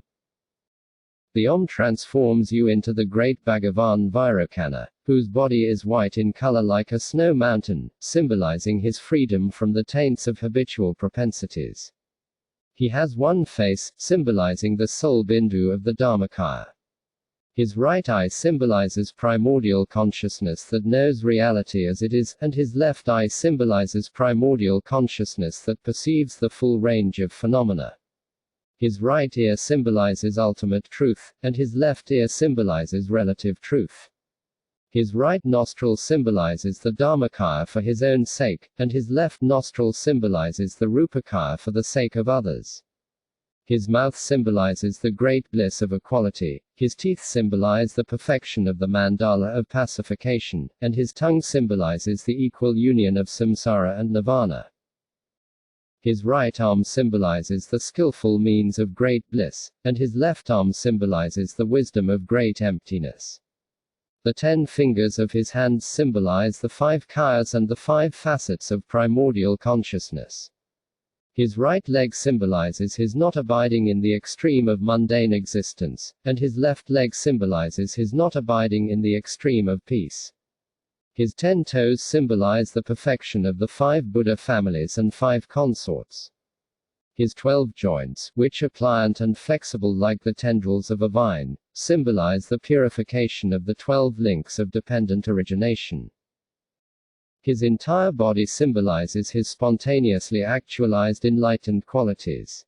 His body hair, blazing with the light of primordial consciousness, symbolizes the 84,000 collections of the Dharma. The hair on his head, tied in a bun, symbolizes his never having been subject to delusion. The dangling locks of hair flowing down his back symbolize his caring for sentient beings.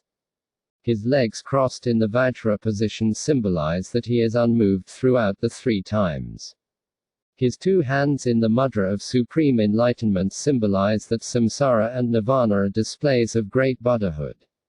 He holds a 1,000-spoked golden wheel, which symbolizes the perfection of the wheel of primordial consciousness of the minds of all the jhnas of the 3 times.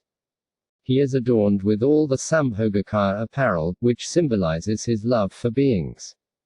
Surrounding him are light and rainbows that symbolize his perfection of all the kayas and facets of primordial consciousness. In the eastern Buddha field of Irati, the entire ground appears like precious crystal. In the southern Buddha field of Srimit, the entire ground appears in the aspect of gold. In the western Buddha field of Sukhavati, the entire ground appears in the aspect of ruby. In the north, the Buddha field of Kamaprasiddhi appears with blazing light in the aspect of emerald.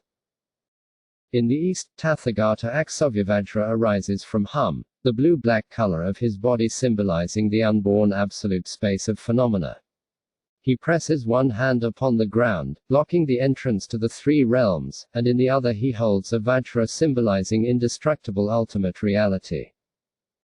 In the south, Ratnasambhava arises from Tram, the yellow color of his body symbolizing his perfection of enlightened qualities and enjoyments.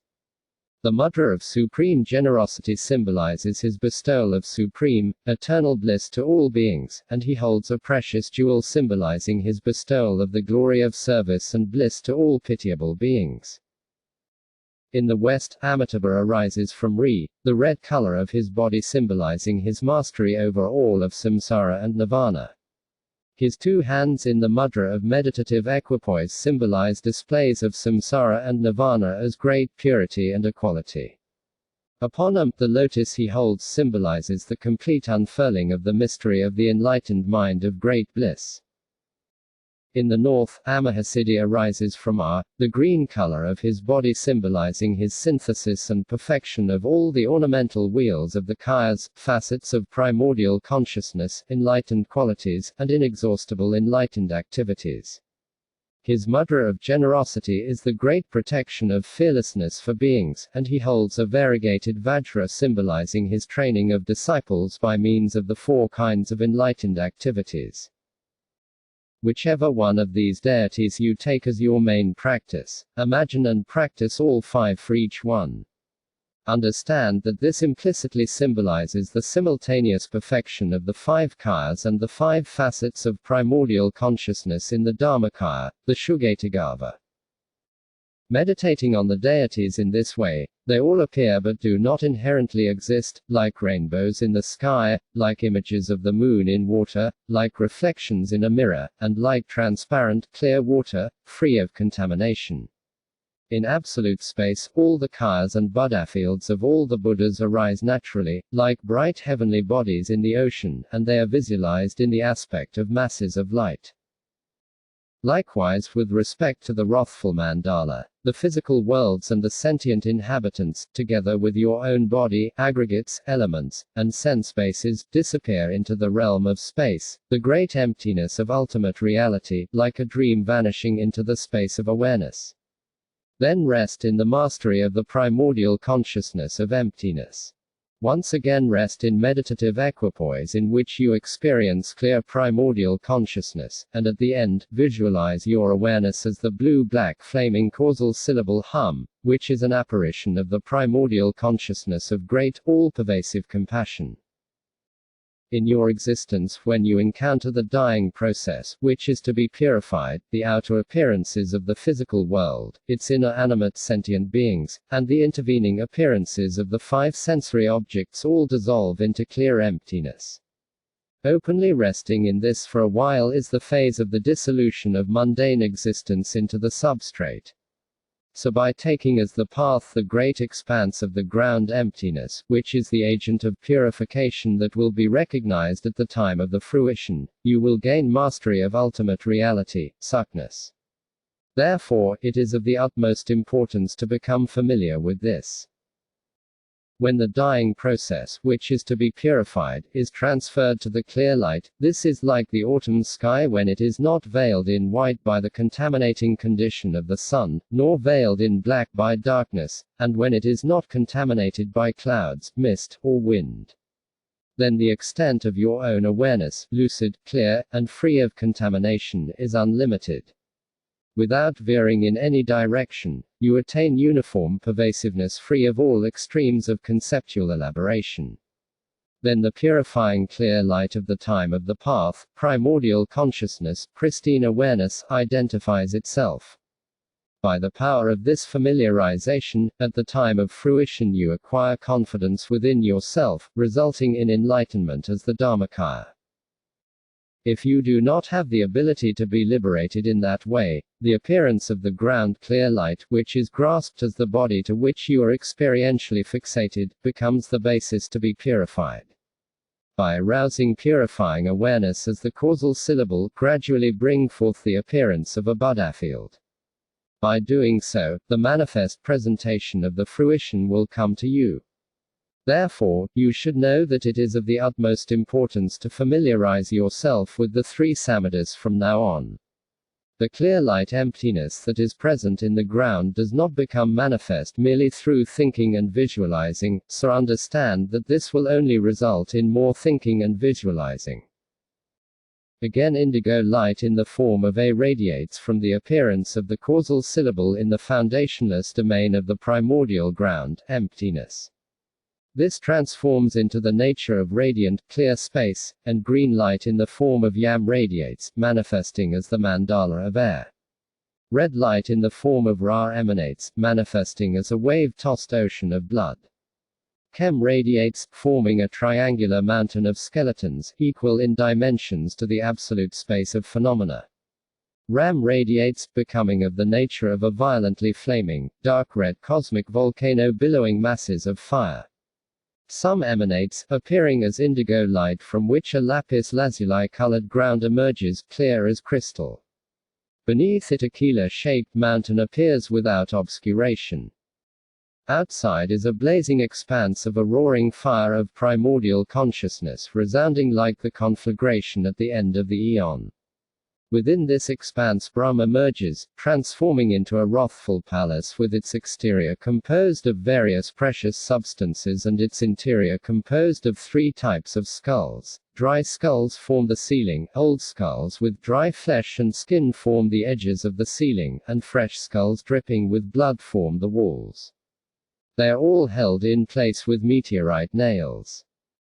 The ceiling symbolizes the Dharmakaya, the edges of the ceiling symbolize the Sambhogakaya, and the walls symbolize the Nirmanakaya. The meteorite nails are symbols of ultimate bodhisattva. The roof is made of human skin upon which victory banners of human corpses are hoisted. The bases of the pillars are the 8 great Nagas, the pillars are the 8 great Devas, the tops of the pillars are the 8 great planets, the directional guardians and terrifying ones are the crisscrossing beams, and the constellations are displayed as the ceiling boards. Above, below, and in all directions, blood slowly drips from ornamental strings of heads of large and small rudras. The entire environment is covered with corpses of humans and horses emerging from bubbles in a swirling ocean of blood. Everything outside roars with a violent, fiery wind like a hailstorm, with countless black magic substances, weapons, and their wielders, and the naturally emitted sounds of wrathful mantras such as hum hum fat fat bellow forth like 1,000 peals of thunder. Everywhere outside of this are many chaotic, spontaneously actualized mandalas of wrathful male and female beings, including the 8 great charnel grounds, the 10 abodes of Heruka, and the 24 pilgrimage spots. They're all the guardians of the doctrine, dharmapalas, local guardians, and treasure keepers devour as the food the warm flesh and blood of the malevolent enemies of the doctrine. As for the tasks, they take away the life's breath of the enemies of the 10 fields, and they guard the teachings of the Buddha. They proudly display terrifying forms and make sounds of killing and dismembering. Brandishing sharp weapons and rough instruments, they display beautiful apparitions and take wrathful delight in acts of killing. With their minds unmoved from the peaceful state of ultimate reality, they serve the needs of animate beings by subduing others with compassion. All of them are none other than emanations of the Great Glorious One, Heruka. In short, all these myriad haughty, terrifying beings surround the palace in the manner of kings, ministers, and the general populace without any space between them. Imagine that they are encircled by 9 concentric wheels of protection. In the center of this terrifying wrathful palace is an 8-spoked meteorite wheel, symbolizing the purification of the 8 objects of consciousness. In its center are 8 lions, symbolizing the purification of the 8 aggregates of consciousness. They support a vast, lofty throne of precious substances, symbolizing utter transcendence of mundane existence. Upon it is a lotus, symbolizing the great center, emptiness, and detachment from samsara, a moon, symbolizing the skillful means of great bliss, the element of the white bindu, and the lack of contamination by the flaws of samsara, a sun, symbolizing the wisdom of great emptiness, the element of red rakta, and the perfection of all enlightened qualities, and a seat of male and female corpses, symbolizing the dissolution of self-concepts into absolute space and the equality of non-conceptuality. From absolute space, a blue-black syllable hum descends upon this seat. Emanating rays of light upward, immeasurable pleasing offerings are made to all the jinnas and jinnaputras of the 3 times. Invoking their minds, all the empowerments and blessings of the ornamental wheels of the inexhaustible qualities and enlightened activities of the body, speech, and mind are drawn in like masses of light and rainbow clouds, and they dissolve into the hum. Then rays of light are emitted downward, utterly purifying all the vices, obscurations, habitual propensities, karma, mental afflictions, and miseries of all sentient beings in the 3 realms. As if vigorously aroused from sleep, they are liberated into absolute space in which delusion is unknown. Then the rays of light are reabsorbed, whereupon imagine that all the life force, merit, radiance, and splendor of all beings, as well as the vital essence of the 4 elements and all sublime qualities, converge in the form of a 5-colored mass of light and dissolve into the hum. The syllable hum transforms into pristine awareness as the causal Heruka, whose body is blue-black in color. He holds a VAJRA in his right hand and a blood-filled skull cup in his left.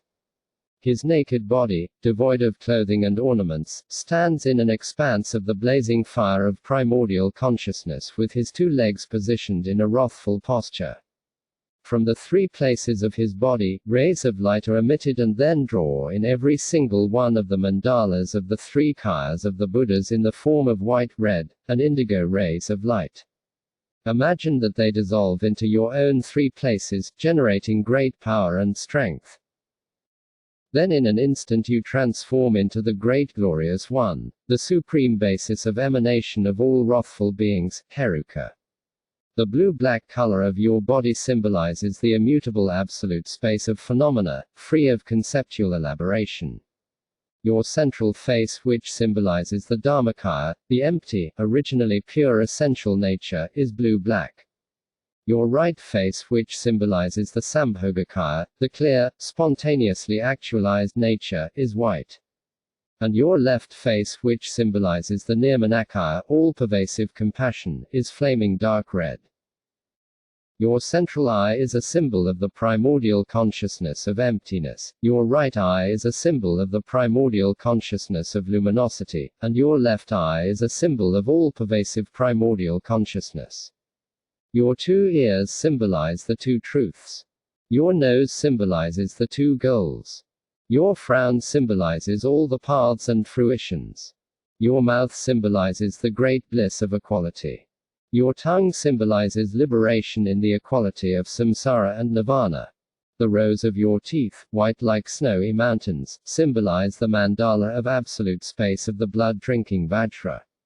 Your four bared fangs symbolize the subjugation of beings by means of the four immeasurables.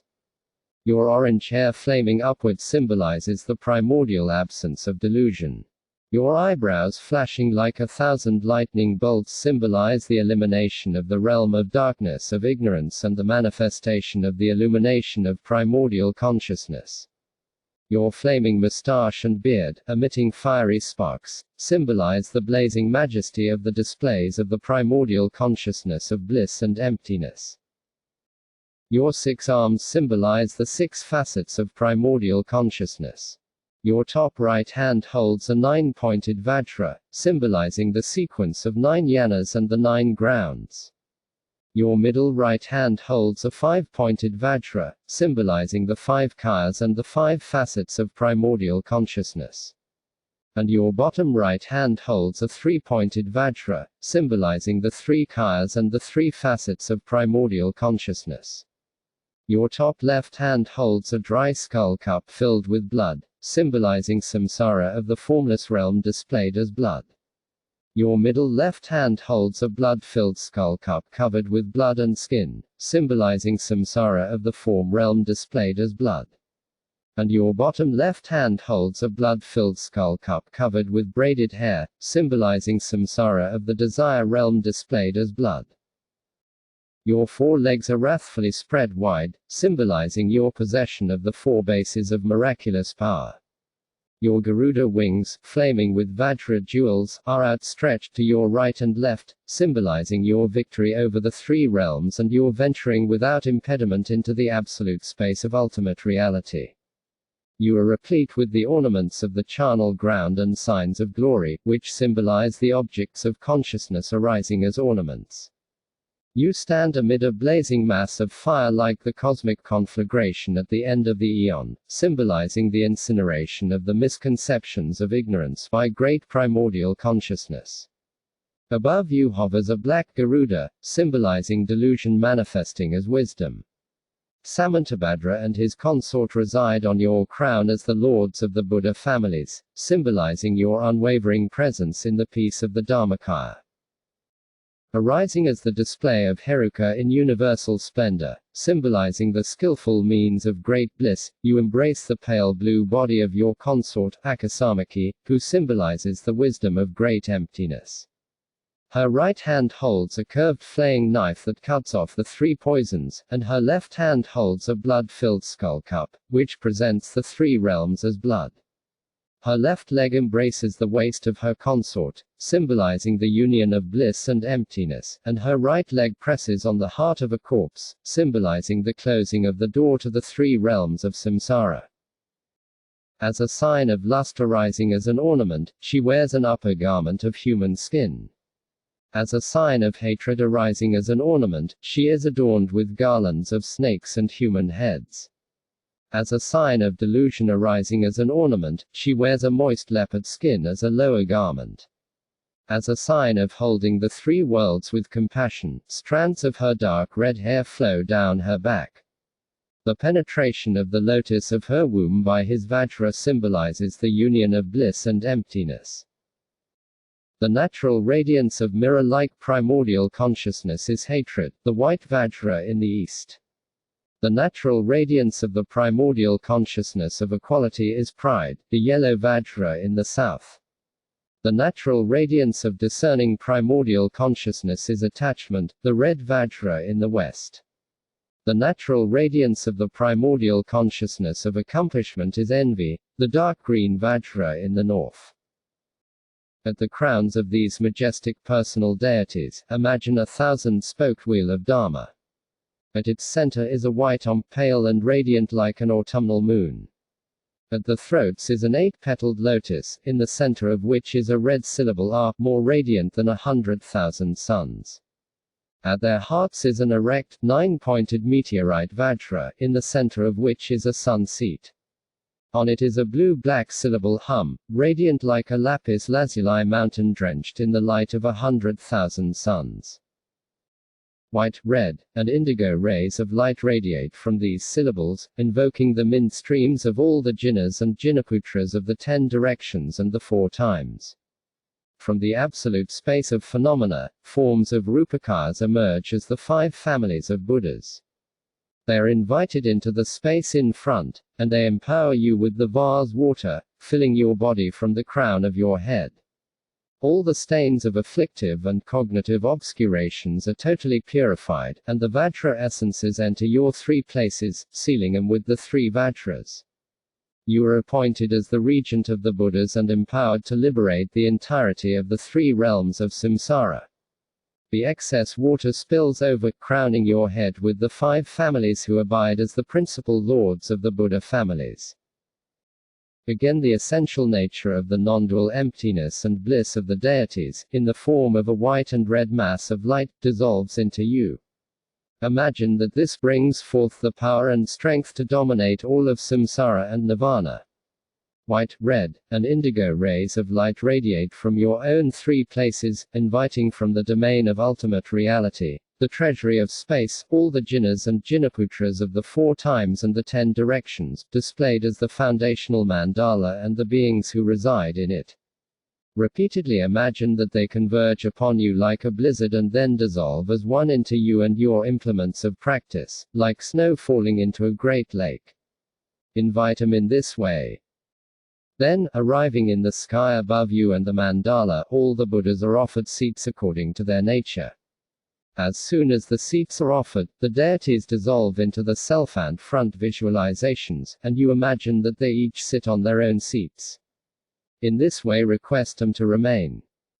From wherever you have visualized yourself as your personal deities, you emanate ordinary physical beings equal in number to the atoms of the earth, who bow before the deities.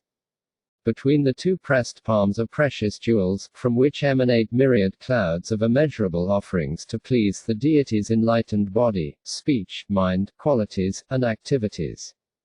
The deity's mind streams are pleased and satisfied, and immeasurable rays of light are emitted from the bodies, utterly purifying all negative actions and obscurations, and transforming everything into displays of the personal deities.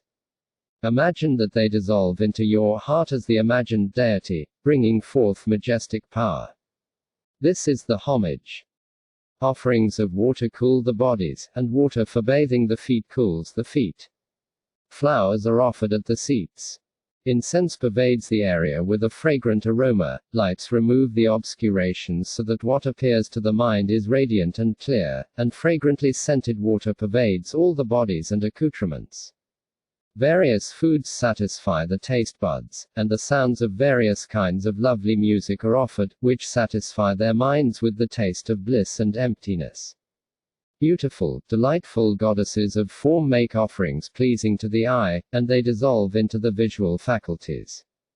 Goddesses of sound bearing lovely sounds make offerings pleasing to the ear, and they dissolve into the auditory faculties. Goddesses of smell-bearing delicious fragrances make offerings pleasing to the nose, and they dissolve into the olfactory faculties. Goddesses of taste-bearing various foods make offerings pleasing to the tongue, and they dissolve into the gustatory faculties.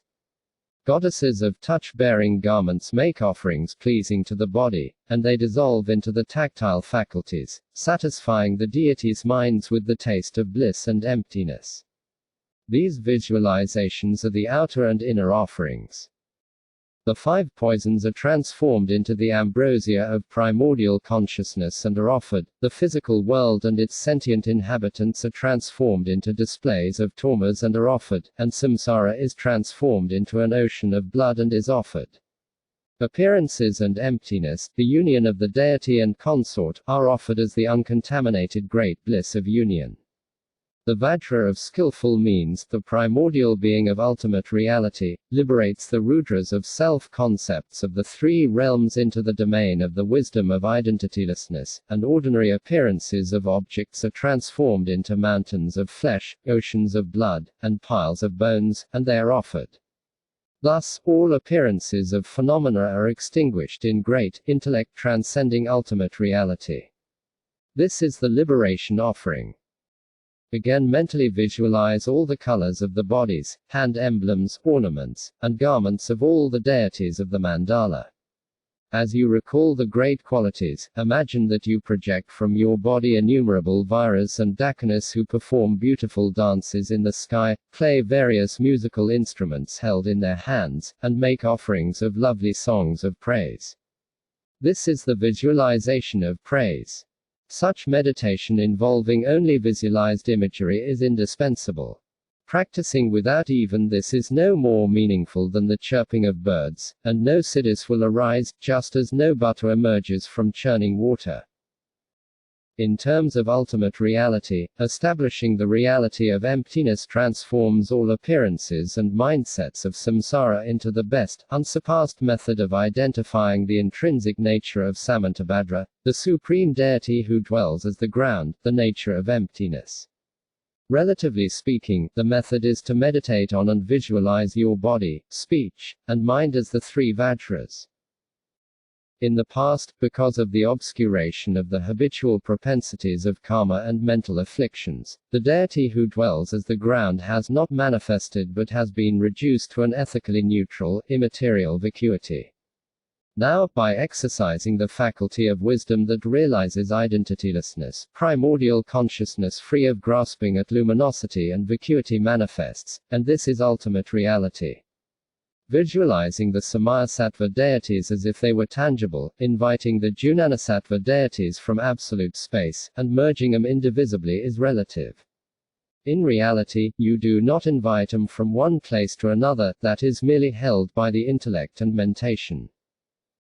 Identifying pristine awareness that is present in the ground Dharmakaya and stabilizing this in your mindstream is ultimate. Imagining that the deities are there because you requested them to sit on the prepared seats is relative. Delight because of your belief in the manifestations of displays of self-appearing primordial consciousness is called the homage of encountering the view. In this, the person making homage and all the many objects of homage are of one taste, they are not different, and this is ultimate. In accordance with the ways of samsara, you pay homage according to the custom of showing reverent obeisance to kings and so on, and this is relative. When you see the mode of existence of the great perfection, ultimate reality, you know that all sensory objects that appear in the world are not prepared, but are self-emergent offerings, and this is ultimate. Prepared substances like conjuring substances, enriching mantras like conjuring mantras, illusory visualizations like mental projections, and illusory objects attractive to the senses of the appearing deities, who are like the audience, constitute relative offerings. The wondrous perception of the nature and qualities of the reality that is present in the ground Dharmakaya is ultimate, praising the great qualities of the deities in the manner of praising and extolling great people such as kings is relative. Knowing that in reality the ground Dharmakaya is totally present in yourself is the essence of the view of the great perfection, so recognize the utmost importance of attending single-pointedly to the manifest nature of pristine awareness. When you visualize the deity in this way, stabilize the pride of knowing that you are the deity. Previously, when you were wandering in samsara, the subliminal consciousness that grasped at the appearance of a sentient being's body as yourself was pride. Since you are the agent of all appearances and mindsets, as such, visualize your own body as a deity. The unimpeded consciousness that grasps at the appearance of a sentient being's body as the I is exchanged for the consciousness of the deity. Practicing with the unimpeded consciousness of yourself as the deity is called the stabilization of divine pride and divine samadhi. In performing this practice, if you disengage from this crucial point of transferring your own appearance to that of the deity, no matter how you practice, the deity will not be actualized.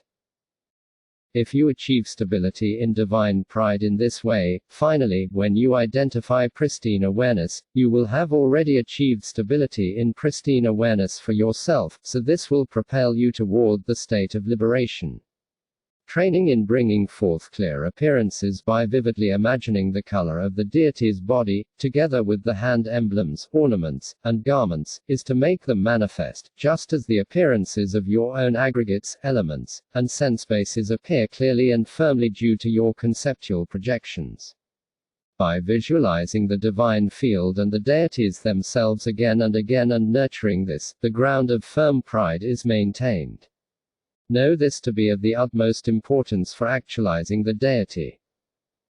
From the primordial protector, the Dharmakaya, down to all the Maras and Rudras, not a single being exists as anything other than your own appearances.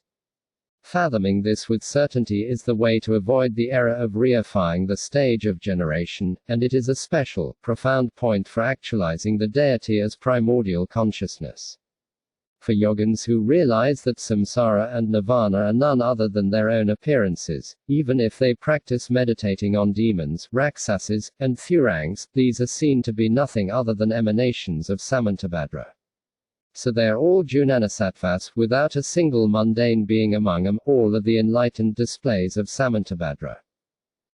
Without realizing this, those who grasp at themselves as themselves, at others as others, at deities as deities, and at demons as demons will stray into becoming gods of the form realm if they meditate on peaceful deities, and if they meditate on wrathful ones, they will become Maras and Rakshasas.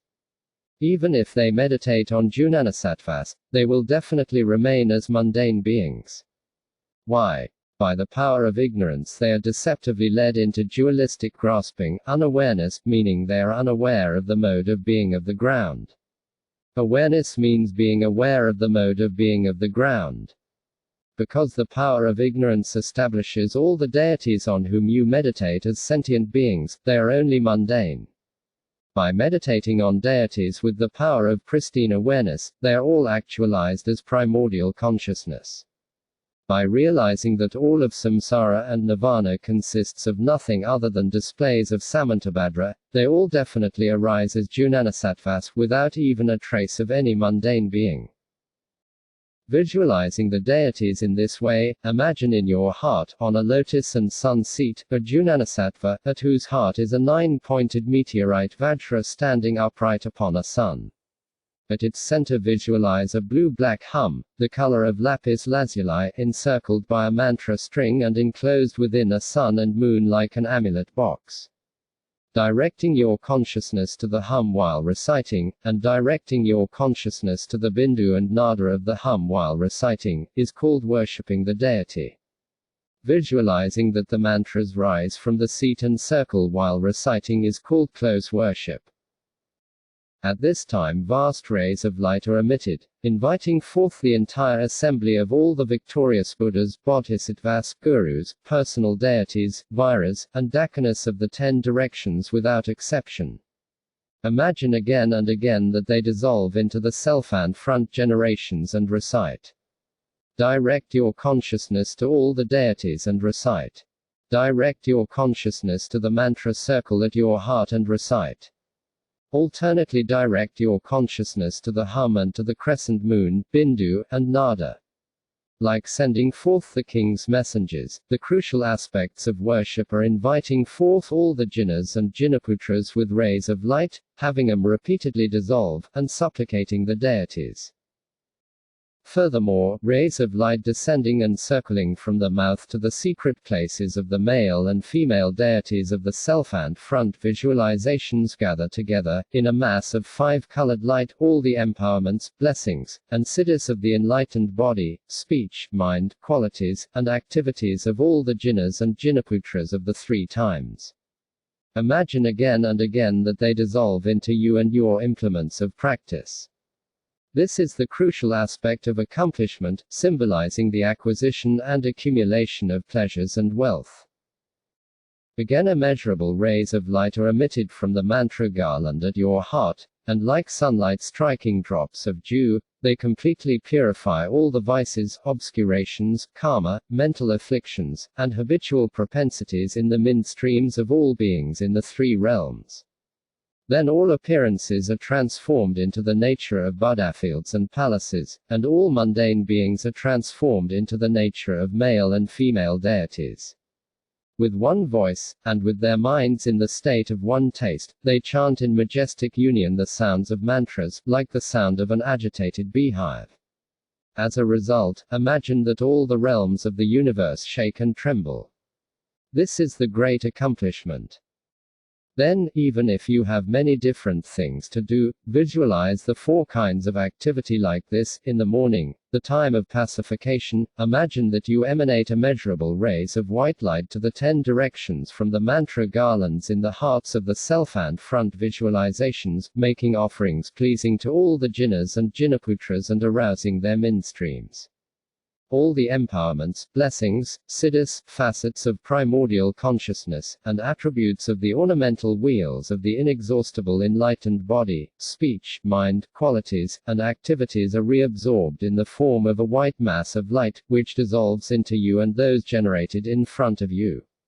As a result, imagine that you have attained all the empowerments, siddhis, and powers of pacification.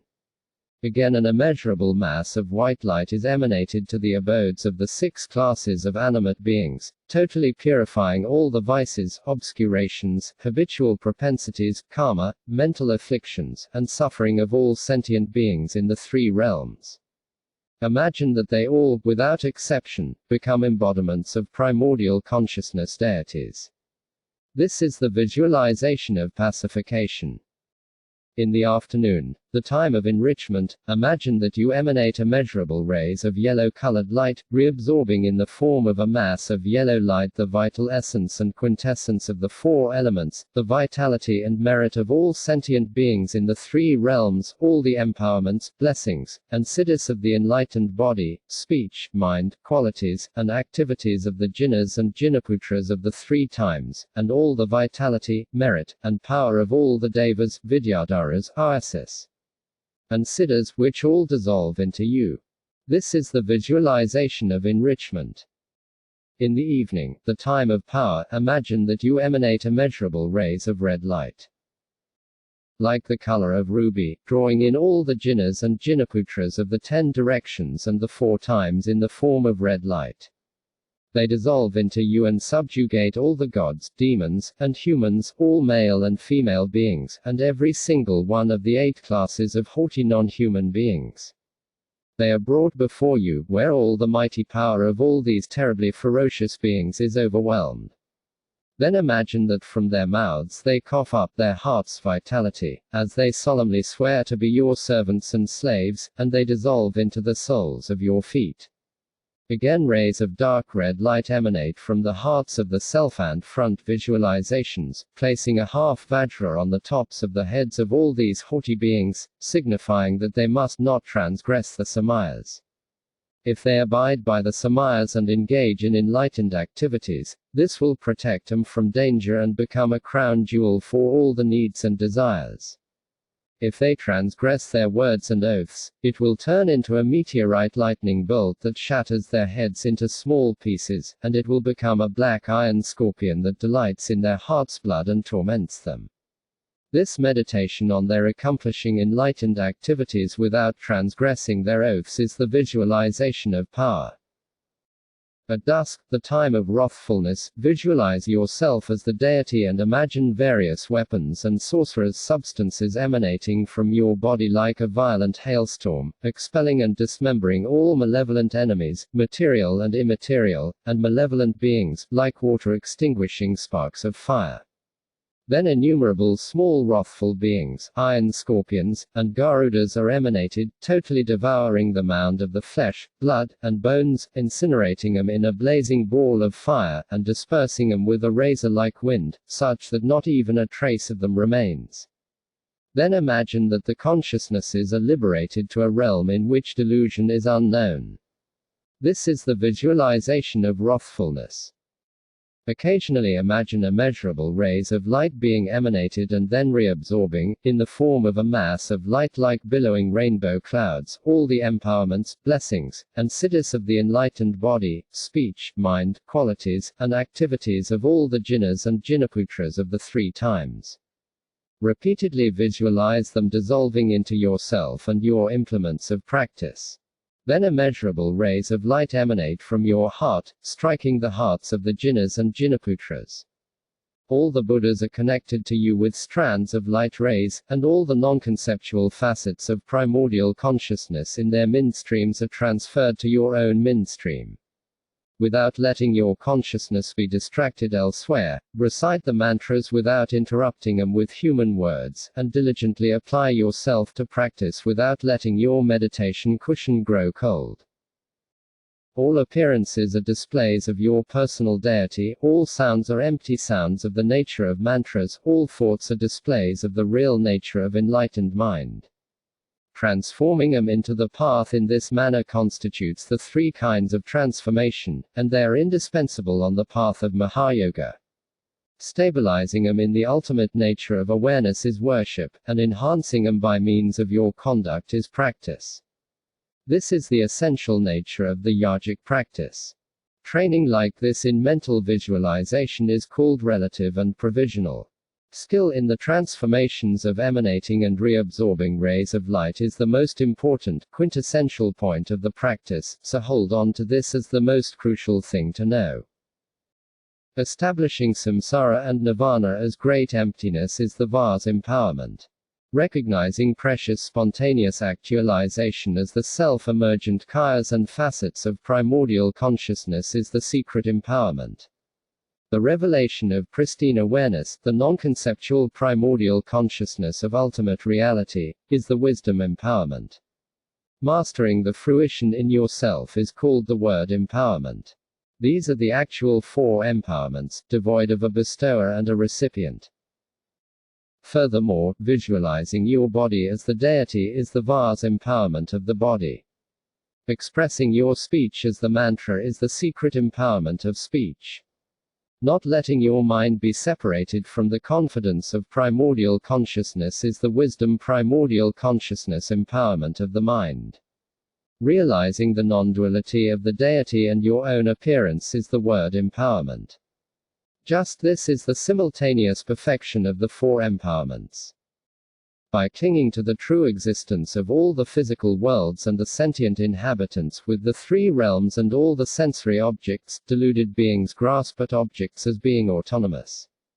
Ascertaining all these external appearances to be displays of ultimate reality, suckness, is called the assembly of the three realms displayed as enlightened body, speech, and mind. As for confession, ignorance of the ultimate is what is called vice or a habitual propensity, and obscurations are so designated because they obscure the intrinsic nature of the ground. In reality, not even the slightest trace of so-called vices, obscurations, or habitual propensities exists, so what method could there be for confessing them? Determining the meaning of the two kinds of identitylessness, then realizing the mode of existence of the ground, is called confession and purification. As substitutes for that, confession with your mind, confession with material goods, and confession by uttering words are methods for averting obstacles to your spiritual practice. These are taught as intermediate confessions. In this regard, there is no better way to perfect the accumulations of merit and knowledge than by engaging in the Gyanacakra of transforming your food and drink into the path through visualization, with your body as the mandala of the Buddhas, your food and drink as the Gyanacakra, and your fingers as offering goddesses. To enhance your practice sessions and your meditative experiences and realizations, for the Gyanacakra offer the entire universe with all its sensory objects, recognizing this not as something prepared, but as a self-emergent Gyanacakra. A single syllable Ram is emitted from your heart as your personal deity. Flames burst forth from it, incinerating all the stains of the habitual propensities of conceptual grasping at true existence. The syllable Yam emanates, setting the air in motion and casting out all the pollution and contamination of impurities. The syllable Calm emanates, giving rise to water, which dissolves all things into emptiness and then merges them with the absolute space of the physical worlds and the sentient inhabitants, dispersing them. Again, imagine the syllable A emerging from absolute space and transforming into a skull cup of primordial consciousness as vast as the absolute space of phenomena. It is white on the outside and red on the inside, and it rests on the surface of a hearth with wind and fire beneath it. Inside, in its center and in the four cardinal directions, all three realms of the physical worlds and the sentient inhabitants transform into a mountain of human flesh in the center, a mountain of elephant flesh in the east, a mountain of horse flesh in the south, a mountain of peacock flesh in the west, and a mountain of pheasant flesh in the north. Visualize them all as being vast in breadth and height, oily, impressive, lustrous, powerful, and filled with vitality. Again, imagine a mountain of excrement in the center, an ocean of urine in the southeast, bone marrow in the southwest, white and red bodhisattva in the northwest, and a swirling ocean of various kinds of blood in the northeast. A white Om dissolves into the human flesh, melting it into the ambrosia of enlightened body. A blue-black hum dissolves into the great flesh in the east, melting it into the ambrosia of enlightened mind. A yellow tram dissolves into the great flesh in the south, melting it into the ambrosia of enlightened qualities. A red redissolves into the great flesh in the west, melting it into the ambrosia of enlightened speech. A green dissolves into the great flesh in the north, melting it into the ambrosia of enlightened activity. They take on the colors of white, blue, yellow, red, and green respectively.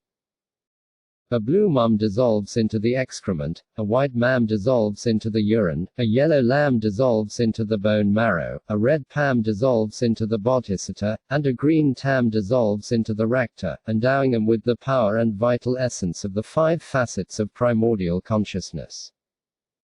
From beneath, Yam causes the air to stir and Ram makes the fire blaze, melting the ambrosias in the skull like ghee and bringing them to a full boil. Spilling over, they pervade all the realms of the three kayas of the Buddhas, covering them with light rays like the colors of the rainbow and vapor like rainbow clouds. From this expanse, imagine that clouds of all the desirable outer, inner, and secret offerings and inexhaustible ornamental wheels, like the clouds of offerings of Arya Samantabhadra, arise unimpededly with increasing power for all the Buddha fields until the three realms of samsara are empty. From this great ocean of ambrosia of the primordial consciousness of bliss and emptiness, the Buddhas, Bodhisattvas, Gurus, personal deities, Dakanas, and guardians draw the vital essence of the ambrosia through the Vajra tubes of the tongues. As they experience it, imagine that their minds are satisfied with the taste of bliss and emptiness. The accumulations of all sentient beings, including yourself and others, are perfected, all your obscurations are purified, and you all effortlessly achieve the supreme siddhi. As for all other offerings, from the expanse of billowing clouds of fragrance and light emerge various kinds of offering substances, various kinds of symbolic substances, various kinds of substances for practice, various kinds of substances for the fulfillment ritual, substances that correspond to the classes of guardians of the doctrine and local gods, deer, livestock, water dwellers, species of birds and other winged creatures, animals with paws, hoofed animals, household goods, armor, weapons, ornaments. food, nourishment, drink, foods to lick, and foods to suck. All these attractive objects spread forth like particles of dust and like mist enveloping the sky. Imagine them covering the sky like masses of clouds, and offer them as a fine rain descending upon the earth. For the practice of liberation, the true realization that the entire universe of samsara and nirvana is none other than your own appearances is called the great fortress of the view. Not wavering from the experience of the nature of the ground is called the great highway of meditation. What is called the life force of the visualization entails visualizing these external inanimate worlds in such a way that it is impossible for enemies and malevolent beings to survive once this visualization has merely descended upon the nature of their life force, life, and vitality. Such visualization is critical for not missing your target. A crucial point for achieving irreversible results is applying diligent attention to the task of liberating your enemies by visualizing all the inner inhabitants of the universe as being perfected in the enlightened body, speech, mind, qualities, and activities of your personal deity. Especially profound points for avoiding being harmed are never departing from the divine pride of your personal deity visualized as the great glorious one and directly visualizing the supreme sun Kila. In particular, simply by directly visualizing effigies of your enemies placed inside an incarceration box, the black dungeon of Kama Yama shaken by the din of the 5 poisons, like bugs that have fallen into a fire, there is no escape for them. For example, the ritual for bringing someone back from beyond the grave is similar in meaning to the practice of liberation by way of the transmissions on the enemy's life force, purification, and abode, although they entail different techniques. Here is the method for trapping someone in an incarceration box. Visualize in front of you a celestial palace with no doors or seams and with no way to escape other than out the top. Inside it, instead of an effigy, place a drawing of a person with joined palms. This direct meditation and the one for those who have departed from this life are similar. To summon your enemies, visualize that, from your heart as your personal deity, countless messengers emanate carrying hooks, nooses, iron chains, and bells, sent forth like a violent, black wind that destroys the cosmos. As a result, imagine that the life force, and vitality of your enemies and malevolent beings are inexorably summoned and become non-dual with the effigy, like one body of water merging into another. Alternatively, the consciousness of someone who has departed is drawn in, like a fish on a hook, by light rays from the heart of the self and front visualizations, which dissolve repeatedly into the drawing of that person. These two techniques are similar. Repeatedly imagine that the entire life force, and vitality of your enemy converge, like iron filings attracted to a magnet, in the form of the syllable Inri on the tip of a Kila and dissolve into the intervening space between the sun and the moon of your seat, as your personal deity. Alternatively, imagine that they are drawn up from the aperture in the Kila and dissolve into the hearts of Heruka and his consort dwelling in its bulbous handle, thereby increasing the power and might. This is the transmission on the life aspect. In a similar way, for the 6 destinations of one who has passed away, you may bring forth the appearances of the 6 realms of existence in the forms of the 6 seed syllables of the 6 classes of living beings. Then, from the seed syllable at your heart, as your personal deity, emanate rays of red light, thereby gradually incinerating and transforming these appearances. This is called the transmission on the life of the 6 classes. Ultimately, to manifest primordial consciousness, pristine awareness, is to restore yourself as the deity. To represent this, emanate countless hum syllables from your heart as you visualize yourself as your personal deity, completely filling the entire domain of samsara and nirvana. All the Buddhas and Buddhafields, together with the 3 realms of the physical worlds and the sentient inhabitants, dissolve into the hum syllables like salt dissolving into water or camphor dispersing into the air. Then they are all reabsorbed, dissolving into yourself such that you become the great glorious one of all of samsara and nirvana. This meditation constitutes the restoration of your being. The restoration of the Kila ultimately refers to the manifestation of the great wisdom of realizing identitylessness and gaining confidence within yourself. To represent this in relative terms, directly visualize the Supreme Sun Kila and emanate from him Kila replicas, like sparks emerging from fire. They completely fill all of samsara and nirvana, and, as before, all phenomena of the two kinds are reabsorbed and merge into the visualized Supreme Sun Kila, like salt dissolving into water. As a result, all the might, power, and strength of all of samsara and nirvana is drawn in and perfected. This visualization is the relative path. For the restoration of the Rudra, ultimately, the three realms of all the physical worlds and the sentient inhabitants are none other than the outer, inner, and secret Rudras themselves, but this is obscured by ignorance. This is something to determine by means of investigation with great wisdom, and then to know as it is in reality. To represent it, directly visualize an effigy as your actual enemies and malevolent beings.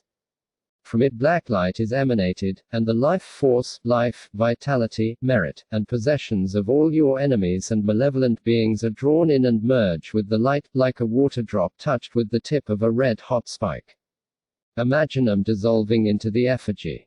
These three kinds of restoration are indispensable.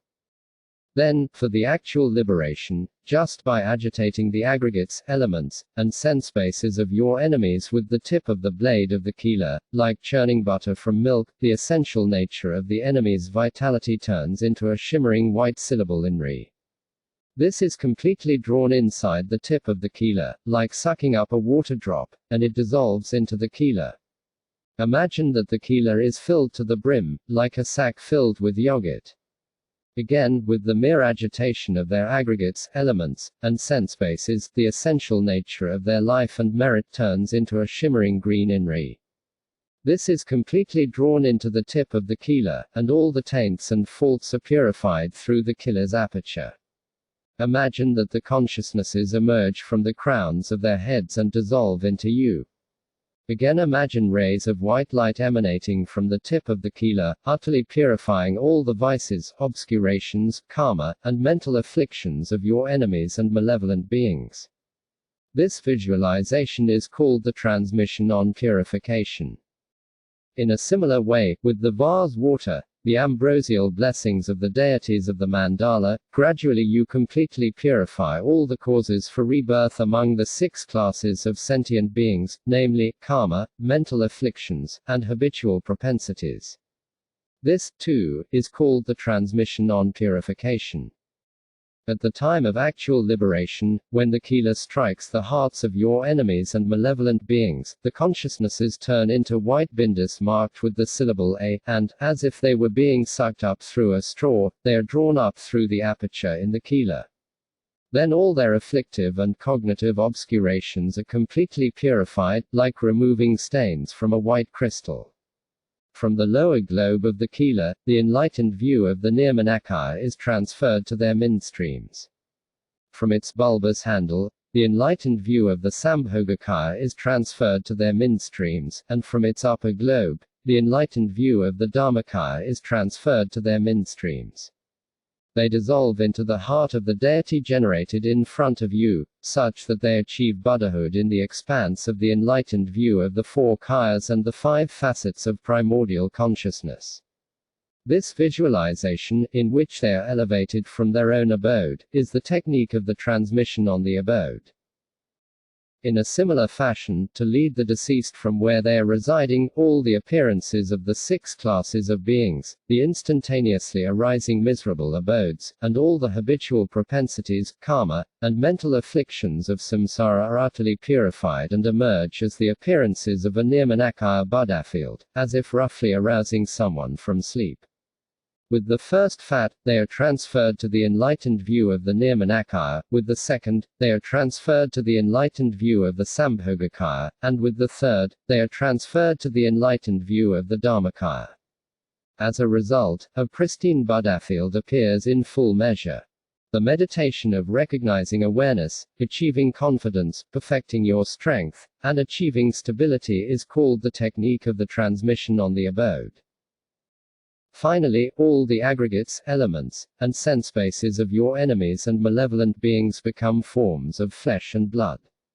These are offered to the mouth of your personal deity, thereby drawing the remains of samsara into absolute space. The aggregates, elements, and sense bases of the deceased are held in the form of a namatag, which is incinerated in the flames of primordial consciousness. Consequently, the residue of samsara converges into the 5 facets of primordial consciousness. So this technique is similar to the previous one. If the one who is visualized in this way is alive once he is liberated, all the actions to guide him will definitely succeed. If you lack the 3 essential points of the fortress, highway, and vitality, whatever wrathful activities you perform will be like children's games and your goals will not be accomplished.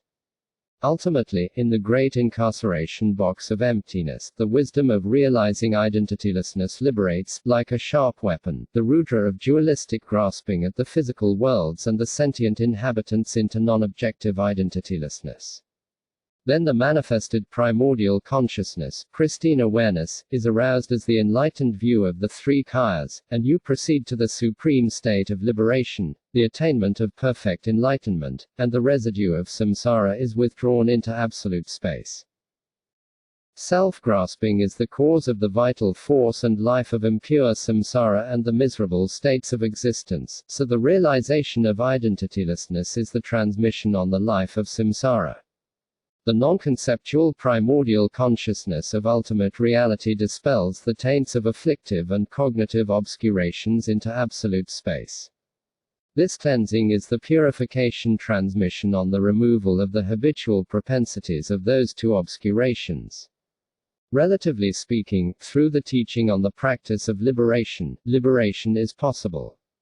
But all enemies and malevolent beings are self-appearances, delusive apparitions of thoughts. Their liberation, too, is an appearance of conceptualization, so this is the meaning of the ability to liberate them, and their liberation is also merely the appearance of the being liberated. Summoning, in addition, is taught as gaining mastery over appearances. As for binding, ultimately you are bound by the cord of awareness. Relatively speaking, from the hearts of the self and front visualizations, red light emanates in the form of cords that completely tie up and firmly bind the life force, life, and vitality as well as the body, speech, and mind of your enemies and malevolent beings.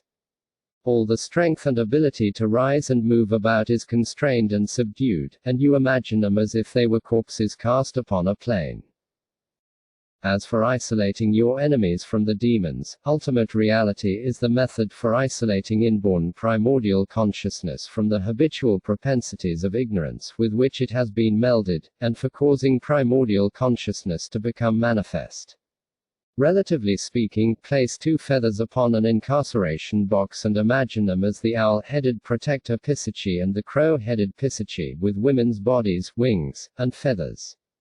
Imagine that they emit a noxious odor that overwhelms the gods of your enemies and malevolent beings, causes them to fall unconscious, and drives them away. The 2 Pisasas send out cries and begin to fight on top of the incarceration box, their wings fluttering, causing all the demons who guard your enemies to faint, and leaving your enemies and malevolent beings stranded. The 2 Pisasas emanate innumerable terrifying replicas, which flail their wings, clawing the enemies and ripping them with the beaks. When the enemies are devoured, they are banished into the darkness inside a mountain on an island on the far side of the ocean. Imagine that they are so dazed that they cannot return. While reciting the mantra, flail them with a feather and fumigate them with substances. This is the way to expel them with substances, mantras, and samadhi. Ultimately, entering a state of intoxication is taught as the way to arouse a sense of violent delight before dispelling mental afflictions, karma, and habitual propensities.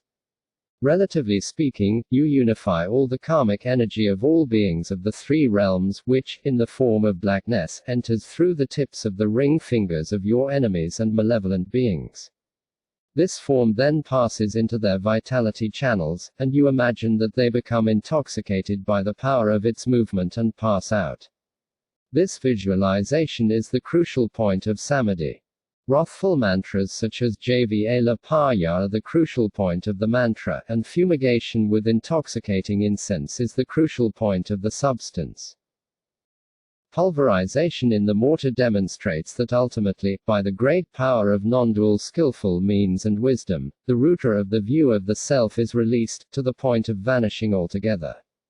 Relatively speaking, all the forms, aggregates, elements, and sense bases of your enemies and malevolent beings are gathered in the mortar of the secret space of the wrathful goddess Black Rolj. The supreme skillful means, the VAJRA pestle of her consort, the wrathful blazing pulverizer, hammers them so that they are pulverized into fine particles.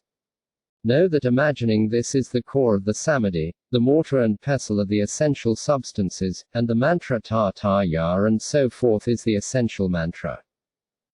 By apprehending for yourself the Dharmakaya, pristine awareness that is present in the ground, siddhis of the four kayas and the five facets of primordial consciousness are achieved effortlessly.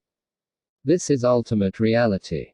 Transforming siddhis into the spiritual path in dependence upon substances is taught as skillful means and as an auspicious act.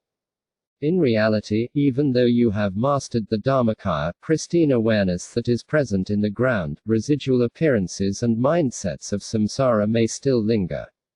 By achieving and perfecting the power of confidence, they vanish into ultimate reality. Relatively speaking, the remains of the Ganakakra are offered to the illusory guests, the guardians of the remains. This is taught simply as skillful means and as an auspicious act. Just as the aggregations of karma and mental afflictions and the array of thoughts of the three times are vanquished by the power of natural liberation, by summoning your enemies and malevolent beings to the Torma and annihilating them with the visualization techniques, their life and merit dissolves into you, the consciousness dissolves into the heart of your principal personal deity, and the flesh, blood, and bones become ambrosia. They are gobbled up by the assembly of haughty guardians of the teachings, and they obey your commands to act. This visualization is taught as relative. Mundane existence that occurs in the natural order of dependent origination consists of displays of empty awareness, ultimate reality. The Great Mother who realizes the reverse order of the 12 links of dependent origination, the 12 aspects of emptiness, is the experience of the absolute space of the Dharmakaya. This is ultimate reality. The inexhaustible tormas visualized as wish-fulfilling ambrosia are offered to the earth matkas, who are commanded to engage in the enlightened activities of protecting the doctrine. This is relative.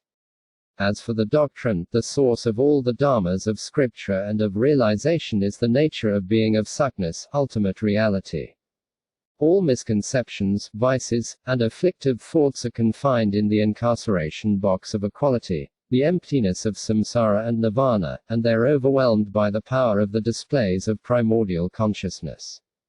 This is ultimate reality. Imagine that in the space of the black wind from the underlying ground, the blazing mouth of the triangular metal structure of the belly of the Lord of Death, Kama Yama, suddenly gapes open. Innumerable emanations of the enlightened activities of all the jinnas of the three times instantly and inexorably summon all the damsis, gabs, and demons, like dust blown away by the wind. As soon as they are cast inside the incarceration box, its lid closes over them, so there is no chance of their escape. Swooning into a state of bliss, they remain for 100 eons, with no discursive thoughts arising in their midstreams. Imagine vairas and vairas emanated by the jinnas dancing upon the incarceration box and overcoming the roots of all types of afflictions so that they can never arise again. This is relative. Ultimately, virtue has never been committed, the object of dedication is not established as real, and the one who dedicates is not established as real. With one taste in the displays of great, pervasive ultimate reality, there is no dedication that is established apart from leaving all collections of merit and knowledge in a self-emergent, spontaneously perfected state. Relatively speaking, all the collections of merit you have accumulated during the 3 times are unified, and you should dedicate them, just as all the jinnahs of the 3 times have dedicated them and will dedicate them, as causes for the attainment of the omniscient state of perfect enlightenment for all beings, without bias in time or space. As for prayers, no object of prayers is established in reality apart from gaining mastery over the self-emergent, original state of the protector. Relatively speaking, you should pray that all beings may attain the state of enlightenment of perfect omniscience. Ultimately, the essence of auspiciousness is the perfection of all the sublime qualities of the greater quality of originally pure ultimate reality, such as serenity, coolness, lucidity, and freedom from contamination. Accordingly, all the jinnahs and jinnaputras of the 10 directions arise from the absolute space of phenomena as beautiful appearances of the Rupakaya. They perform auspicious dances in the sky, and with the melodious speech of Brahma they utter verses of auspiciousness. Their minds are mercifully set on granting the glories of such benefits to all beings. A rain of various lovely, auspicious flowers falls from their hands. This visualization is taught as being of the nature of relative skillful means. Ultimately, in the signless Dharmakaya, the emanation and reabsorption of displays of all of samsara and nirvana are not established as real. Relatively speaking, the stage of generation, without the mistake of slipping into reification, dispels the extreme of an eternalist view. The stage of generation, involving objects of attention with signs, is taught as a method for manifesting objectless, originally pure, enlightened view, free of conceptual elaboration, and as a method for realizing the 3 realms of samsara to be like an illusion and a dream. So just as the pure appearances of primordial consciousness deities previously arose in their natural order from the causal syllables, they return to the state of ultimate reality, Sakness. Alternatively, all the displays of Buddha fields are reabsorbed into the palace is reabsorbed into the assembly of deities, the entire assembly of deities is reabsorbed into the absolute space of the principal deity, the principal deity is reabsorbed into the mantra circle is reabsorbed into the hum, and the hum is reabsorbed into the crescent, which is reabsorbed into the bindu, which is reabsorbed into the nada. Then the nada is reabsorbed into the absolute space of phenomena. By remaining as long as you can in meditative equipoise in the state of pervasive emptiness, free of conceptual elaboration, the deities of meditative equipoise are withdrawn into absolute space. Ultimately, there is nothing for your own awareness to generate or visualize as the divine displays of original primordial consciousness. In this regard, instantaneously from the state of the absolute space of phenomena, emptiness free of conceptual elaboration, like the sudden appearance of a rainbow even though no rainbow exists in the sky, or like the sudden appearance of bubbles in water in which no bubbles exist, in that very moment, from that empty absolute space, you suddenly visualize yourself as an assembly of primordial consciousness deities.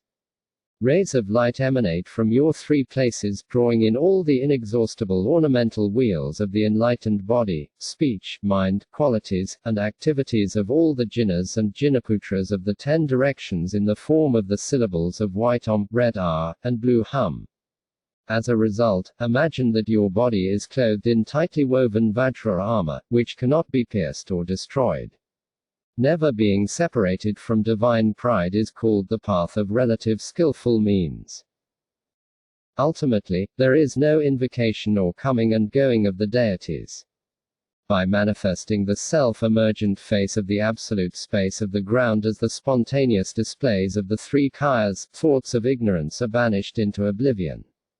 In general, all enemies and malevolent beings are nothing other than displays of your own mind's thoughts, and deities fabricated by thoughts arise as appearances to liberate you. For example, you may prepare a powder of various grasses, wood, flowers, minerals, flesh, and blood intended as a remedy for an illness. With the healer's firm intention to benefit, and the patient's unwavering conviction that it will relieve the pain of the illness, an appearance of benefit definitely arises. Relatively speaking, out of anxiety about being harmed by enemies and malevolent beings, and in response to enemies and malevolent beings arising as aggressors, you emanate countless rays of light from your heart as your personal deity. They invoke terrifying forms of the jinnas and jinnaputras of the 10 directions and the 3 times from the absolute space of phenomena. With weapons and sorcerers' substances, they apply themselves to the tasks of summoning and liberating all evil enemies and malevolent beings. This is analogous to taking revenge on your enemy by setting an army against him. Likewise, these beings fill all the realms of the universe, inexorably surrounding your enemies and malevolent beings, like deer driven into an enclosure, and you imagine them being violently killed and mutilated by the jinnas and jinnaputras.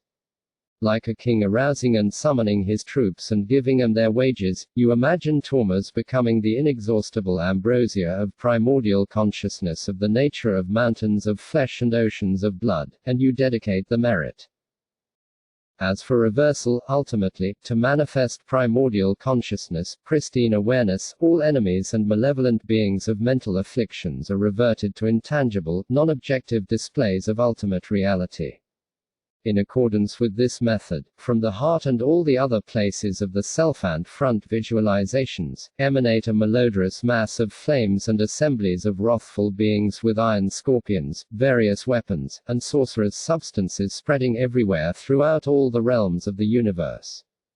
These wrathful beings and their assistants liberate all your enemies and malevolent beings, hacking them up with various weapons. Many Garudas and iron scorpions devour them, their remains are incinerated in a blaze of fire, and they are dispersed by a razor-like wind. The consciousnesses are liberated into absolute space, in which delusion is impossible, leaving not even a trace behind. This visualization is taught as a relative path of skillful means. Ultimately, the wisdom that knows reality as it is and perceives the full range of phenomena, along with great primordial consciousness, incinerates all mental states and mental factors like the conflagration at the end of the eon.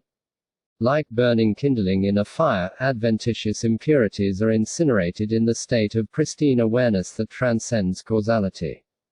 To illustrate this, first Brahm transforms, becoming in the center an indigo flame of the nature of the primordial consciousness of the absolute space of phenomena, in the east a white flame of the nature of mirror-like primordial consciousness, in the south a yellow flame of the nature of the primordial consciousness of equality, in the west a red flame of the nature of discerning primordial consciousness, and in the north a blazing dark green flame of the nature of the primordial consciousness of accomplishment.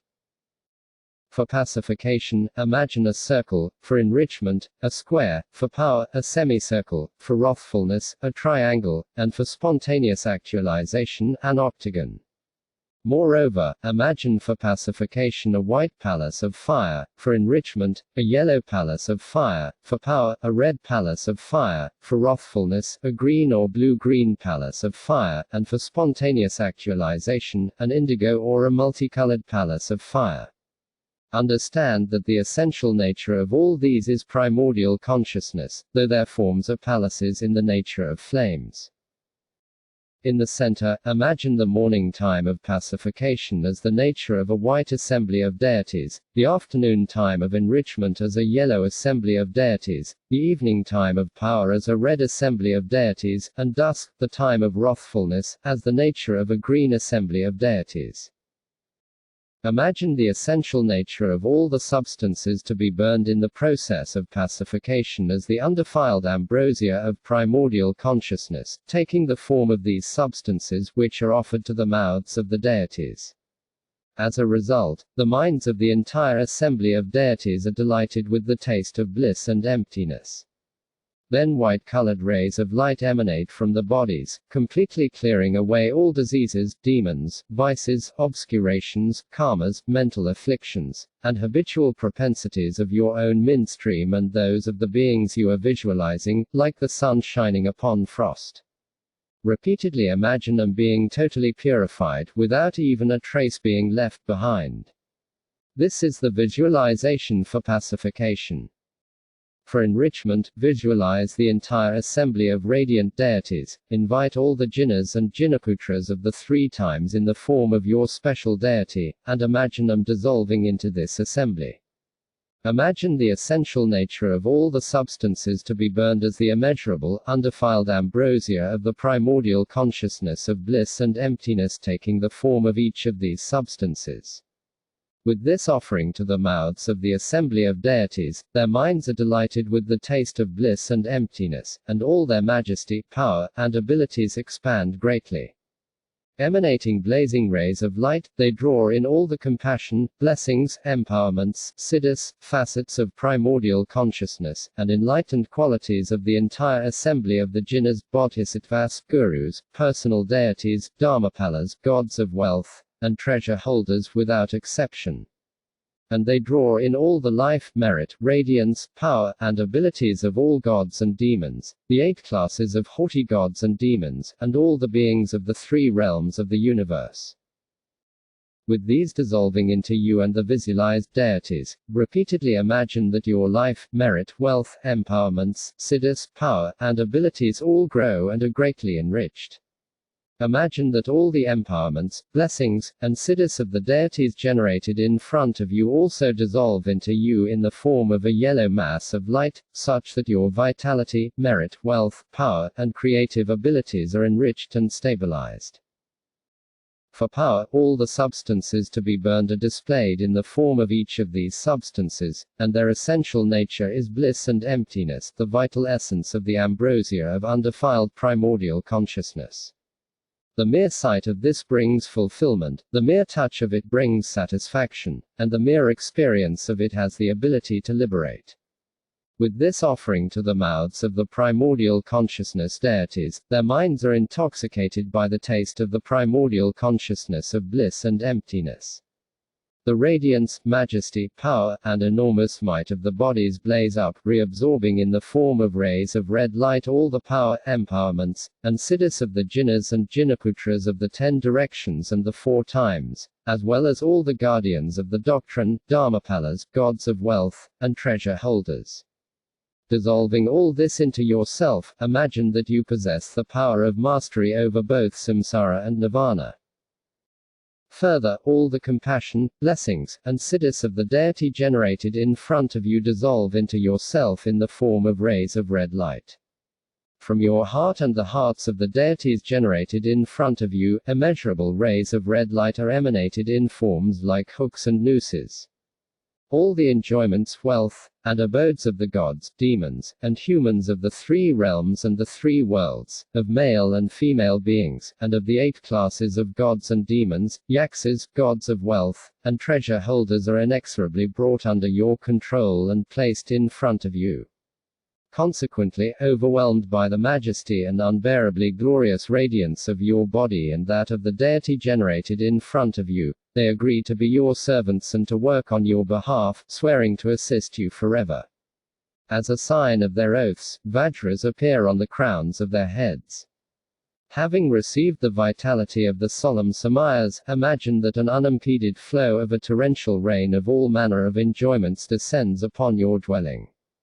With the use of such visualizations you should become skillful in the transformations of the objects of subjugation. On occasions for wrathfulness, the substances to be burned are visualized as being of the essential nature of the combined flesh, blood, life force, life, and vitality of your enemies and malevolent beings. They are forcefully summoned and put into the incarceration box. And when they are finally scooped up with the ritual ladle, all the life force, life, physical forms, vitality, and breath of these enemies is ladled up, like fruit scooped up by the handful. Then repeatedly imagine the clear, pale souls of the enemies' feet dissolving into the mouths of the visualized deities in the midst of the fire, like a pebble thrown into a pond. Even in the case of a murdered person, imagine his body and consciousness indivisibly dissolving into the mouth of your personal deity. As you count the number of scoops and offer them into the fire, with the essential point of visualizing this intently, the murdered person will certainly not take birth among demons or malevolent spirits. By engaging in the visualizations of pacification for others, know that the essential point is drawing the mind of the deceased into the expanse of your personal deity. By repeatedly performing burnt offerings in these ways, you have the advantage of accomplishing the 4 types of enlightened activity, which are taught as relative. Imagining that the celestial palace of your own body is filled with the entire assembly of deities of the mandala, like an overflowing mound of sesame seeds, with the ritual ladles of your hands, offer all your food and drink as displays of the ambrosia of the primordial consciousness of bliss and emptiness. This is the unsurpassed burnt offering of transforming food and drink into the spiritual path. Ultimately, accurately realizing and manifesting the primordial consciousness and qualities of ultimate reality, the Shugatagava, is the vast empowerment of the body. Manifesting precious, spontaneously actualized absolute space by means of pervasive, all-seeing great wisdom is the secret empowerment of speech. Manifesting ultimate reality, non-conceptual absolute space, is the wisdom primordial consciousness empowerment of the mind. Manifesting all the qualities of the kayas, facets of primordial consciousness, paths, and fruitions, which are unsought and spontaneously perfected, is the 4th empowerment of the word, or the unsurpassed supreme siddhi. As the method for this, a mass of white light marked by Om emanates from the absolute space of the bodies of all the deities generated in front of you. Entering your body through the crown of your head, it blesses your body as the nature of the immutable Vajra body, and causes the state of a matured Vidyadhara to manifest. All the secret empowerments, blessings, and siddhis of speech as a mass of red light marked by are dissolved through your throat into your voice, blessing your voice as unimpeded Vajra speech, and causing the state of a Vidyadhara with mastery over life to manifest. All the empowerments, blessings, and siddhis of the mind as indigo light marked by hum dissolve into your heart, blessing your mind as undiluted Vajra mind, and causing the state of a Mahamudra Vidyadhara to manifest. Once again, 5 colored rays of light, like a mass of rainbows, emanate from the 5 places of the deities in front of you and dissolve into your own 5 places, utterly purifying the 2 obscurations and all habitual propensities. Blessing you with all the inexhaustible ornamental wheels of their enlightened body, speech, mind, qualities, and activities, this causes the state of a spontaneously actualized Vidyadhara to manifest. In short, this visualization that you have achieved all the supreme and mundane siddhis without exception is taught as relative.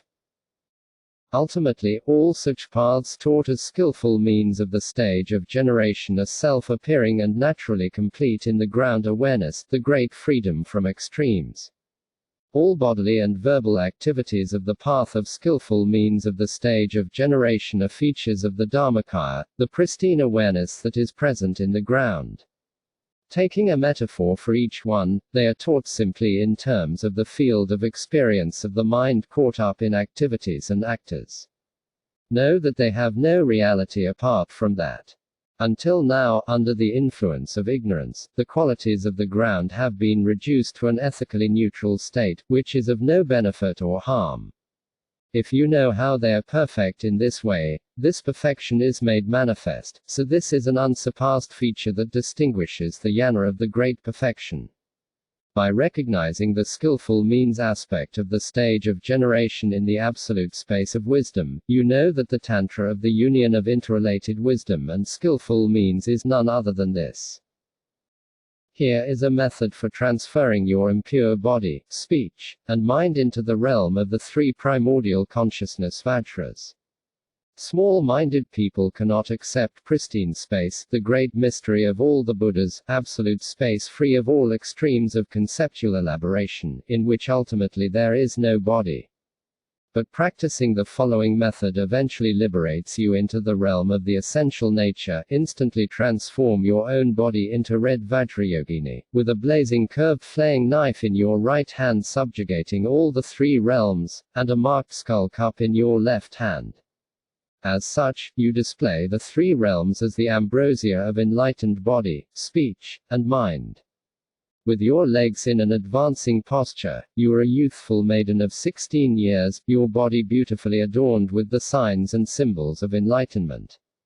The braids in your hair are adorned with 5 kinds of precious substances and beautified with a diadem. Your head is wreathed in various flowers. With a countenance both slightly peaceful and slightly wrathful, your body, in the midst of a blazing mass of rainbow fire, is visualized as appearing and yet not established as real. Its essential nature is empty and primordially not established in any way. But to forcefully counteract the delusion of clinging to it as a material composite, its emptiness is presented as the lucidity of the body, even though there is no emptiness inside it. While imagining lucidity within its center as a means to subdue the energy mind in emptiness, visualize your hollow body as a pavilion of light. In its center is a hollow channel, a tube of light which is white on the outside, symbolizing bliss, red on the inside, symbolizing luminosity, and blue like azurite in between, symbolizing emptiness. Its interior is empty and unobstructed, symbolizing bodhisattva. It is as long as an average-sized arrow shaft, and its surface has no width at all. Its upper end, at the chakra of great bliss at the crown of the head, is temporarily open, and its lower end, below the navel, is firmly closed like a bamboo joint. Its characteristics are that it is as straight as the trunk of a plantain tree, as thin as a lotus petal, as clear as a sesame oil lamp, and as shiny as teak tree sap. As sheer emptiness, it abides in the essential nature of the Dharmakaya. On its right is the red Rasana channel, red on the outside and white on the inside. On its left is the white Lalana channel, white on the outside and red on the inside. The lower ends of both are inserted into the Avaduti, the central channel, below the navel. Visualize their upper ends curving around the back of your ears and opening out through both nostrils. Know that these 3 symbolize the 3 kayas. The 5 stacked chakras in the central channel have secondary channels. In the first chakra, distinctly visualize 32 secondary channels, in the second, 16 secondary channels, in the third, 8 secondary channels, in the fourth, 64 secondary channels, and in the fifth, 28 secondary channels. Ultimately, however, all of samsara and nirvana is pervaded by the emptiness of the central channel. The Rasana represents the primordial consciousness of its clear nature, and the Lalana stands for the great primordial consciousness of omnipresent compassion. All the aggregates, elements, and sense bases are emptiness which is primordially unestablished and non-abiding. The placement of emptiness in the center is taught as a basis for purification, but it is certainly not established as being real. The 3 kayas are revealed as the 3 channels in the way of primordially self-emergent great emptiness. The 9 yanas are revealed as remedies to purify in absolute space the obscurations of ignorance, karma, and mental afflictions. Accordingly, while recognizing the karmic energies as being of the nature of karma, the mental afflictions, and habitual propensities, you clear out the residual energies by means of the 9-fold expulsion. For this, imagine that all the karma, mental afflictions, vices, obscurations, and habitual propensities aroused by the affliction of hatred are expelled through your right nostril in the form of smoke-colored air and disappear into space. Clear these 3 times. Imagine that all the karma, mental afflictions, vices, obscurations, and habitual propensities aroused by the affliction of attachment are expelled in the form of dark red air, and clear these out 3 times through your left nostril. Imagine that all the karma, mental afflictions, vices, obscurations, and habitual propensities aroused by the affliction of delusion are expelled in the form of indigo air and disappear into space like a rainbow. Clear these out 3 times through both nostrils equally, and imagine that all illnesses, demons, vices, obscurations, and habitual propensities, together with the material aggregate of flesh and blood, disappear into space in the form of minute particles, like soil shaken from a cloth. Imagine that in the domain of the channels, vital energies, and bindus, all the causes that delude you endlessly in samsara, together with the seeds and habitual propensities, were expelled as fragments of blackness and disappear into space. Recognize this purification of the body as the sublime, quintessential means for clearing out negative actions and malevolent beings. Then, in terms of the vital energy of meditative equipoise and the vital energy of the post-meditative state, ultimately the space of wisdom is apprehended in the great clear light, pristine awareness, the primordial consciousness of all the jhanas. Leaving your body, speech, and mind in a state of inactivity is the unsurpassed, supreme technique for inserting the energy mind into the central channel. In this technique, with your body in the sevenfold posture of Vairocana, imagine in the space in front of you and level with the tip of your nose the synthesized essential nature of all the empowerments, blessings, and siddhis of the enlightened body, speech, mind, qualities, and activities of all the jhanas and jnanaputras of the 10 directions and the 4 times in the form of light blue air, like a covering of mist. Imagine that from your nostrils the vital energy of blessings and primordial consciousness is drawn in like a blue silken thread or wafting incense smoke. Imagine that it swells completely into the lower end of the central channel by way of the Rasana and Lalana channels. And in the central channel, like an inflated balloon, all the channel knots become completely untied.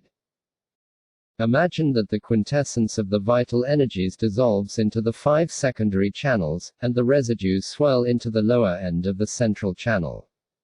During each session, rotate your torso 3 times and press down, uninterruptedly drawing up a continuous stream of gentle energy, and hold it as long as you can. This is the vital energy of meditative equipoise.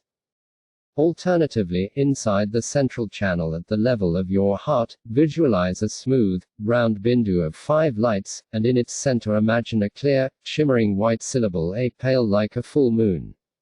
In the lower end of the central channel, imagine the energies of the 5 facets of primordial consciousness in the form of a Vajra swastika. As in the previous case, imagine that the quintessence of the energies dissolves into the syllable A and the bindu, while the residue dissolves into the variegated Vajra swastika, which is the basis of the energies. By sustaining this visualization, the energies will be inserted into the central channel, and the energies of primordial consciousness will rest in their own place. In the post-meditative state as well, ultimately, you do not depart from the domain of your own pristine awareness, free from delusion with respect to appearances or the mind. Those who lack such a crucial point should continually press down their vital energy below the navel and never forget to do so, including during such activities as eating, sleeping, walking, and sitting. This is the vital energy of the post-meditative state, and it is especially profound to achieve stability in it. Ultimately, primordial consciousness that knows reality as it is actualizes the center that is present in the ground, and primordial consciousness that perceives the full range of phenomena extinguishes the karmic energies in their own place and causes the energy of primordial consciousness to rest in its own place. The flaming up of Kandali, great, empty awareness, devoid of activity, the fire of primordial consciousness, the union of bliss and emptiness, which blazes as a display of the power of the 5 facets of primordial consciousness, arouses delight in the mandala of self-appearing primordial consciousness.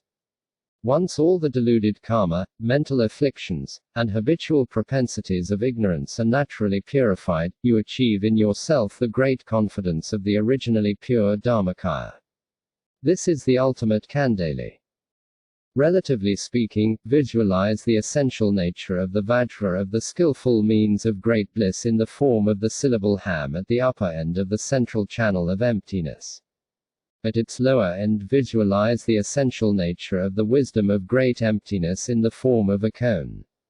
When the central channel is touched by the creative power of pristine awareness of the essential nature of discerning primordial consciousness, in the form of blessings and the vital energies of primordial consciousness, the Kandali flame of primordial consciousness consequently bears 4 characteristics: the color red, the essential nature of bliss, the nature of luminosity, and being hot to the touch. visualizing it as sharp and darting, with its tip as the nature of wisdom, flickering many times. Apply these 4 essential points: inhale slowly, fill the navel, churn the stomach, and shoot the residue up like an arrow. Through this, the flame blazes in the navel chakra and suffuses it, incinerating all karma, mental afflictions, and habitual propensities so that none remain. The flame grows and totally engulfs all the chakras of the Dharmakakra at the heart, incinerating all karma, mental afflictions, and habitual propensities without remainder. Spreading upward, it totally suffuses the chakra of the wheel of enjoyment at the throat, burning to a crisp all karma, mental afflictions, and habitual propensities. Increasing further in size, it totally fills and suffuses the entire chakra of great bliss at the crown of the head, burning to a crisp all karma, mental afflictions, and habitual propensities. Flaming up again, it strikes the syllable ham at the crown, increasing the experience of the primordial consciousness of bliss and emptiness, in which skillful means and wisdom are united. The ambrosia of the primordial consciousness of bliss and emptiness from the bindu descends in a continuous stream, filling and suffusing all the secondary channels of the chakra of great bliss and making immeasurable offerings that please the body mandala of the Shugatas. Their minds being delighted with the taste of bliss and emptiness, the 2 accumulations are completed and the 2 obscurations are purified. Consider that you receive the vase empowerment of the body and that the great primordial consciousness of ecstasy arises in your mind stream. Again the overflow of the ambrosia descends, pervading all the secondary channels of the chakra of enjoyment at the throat and making offerings that please the speech mandala of the Shugatas.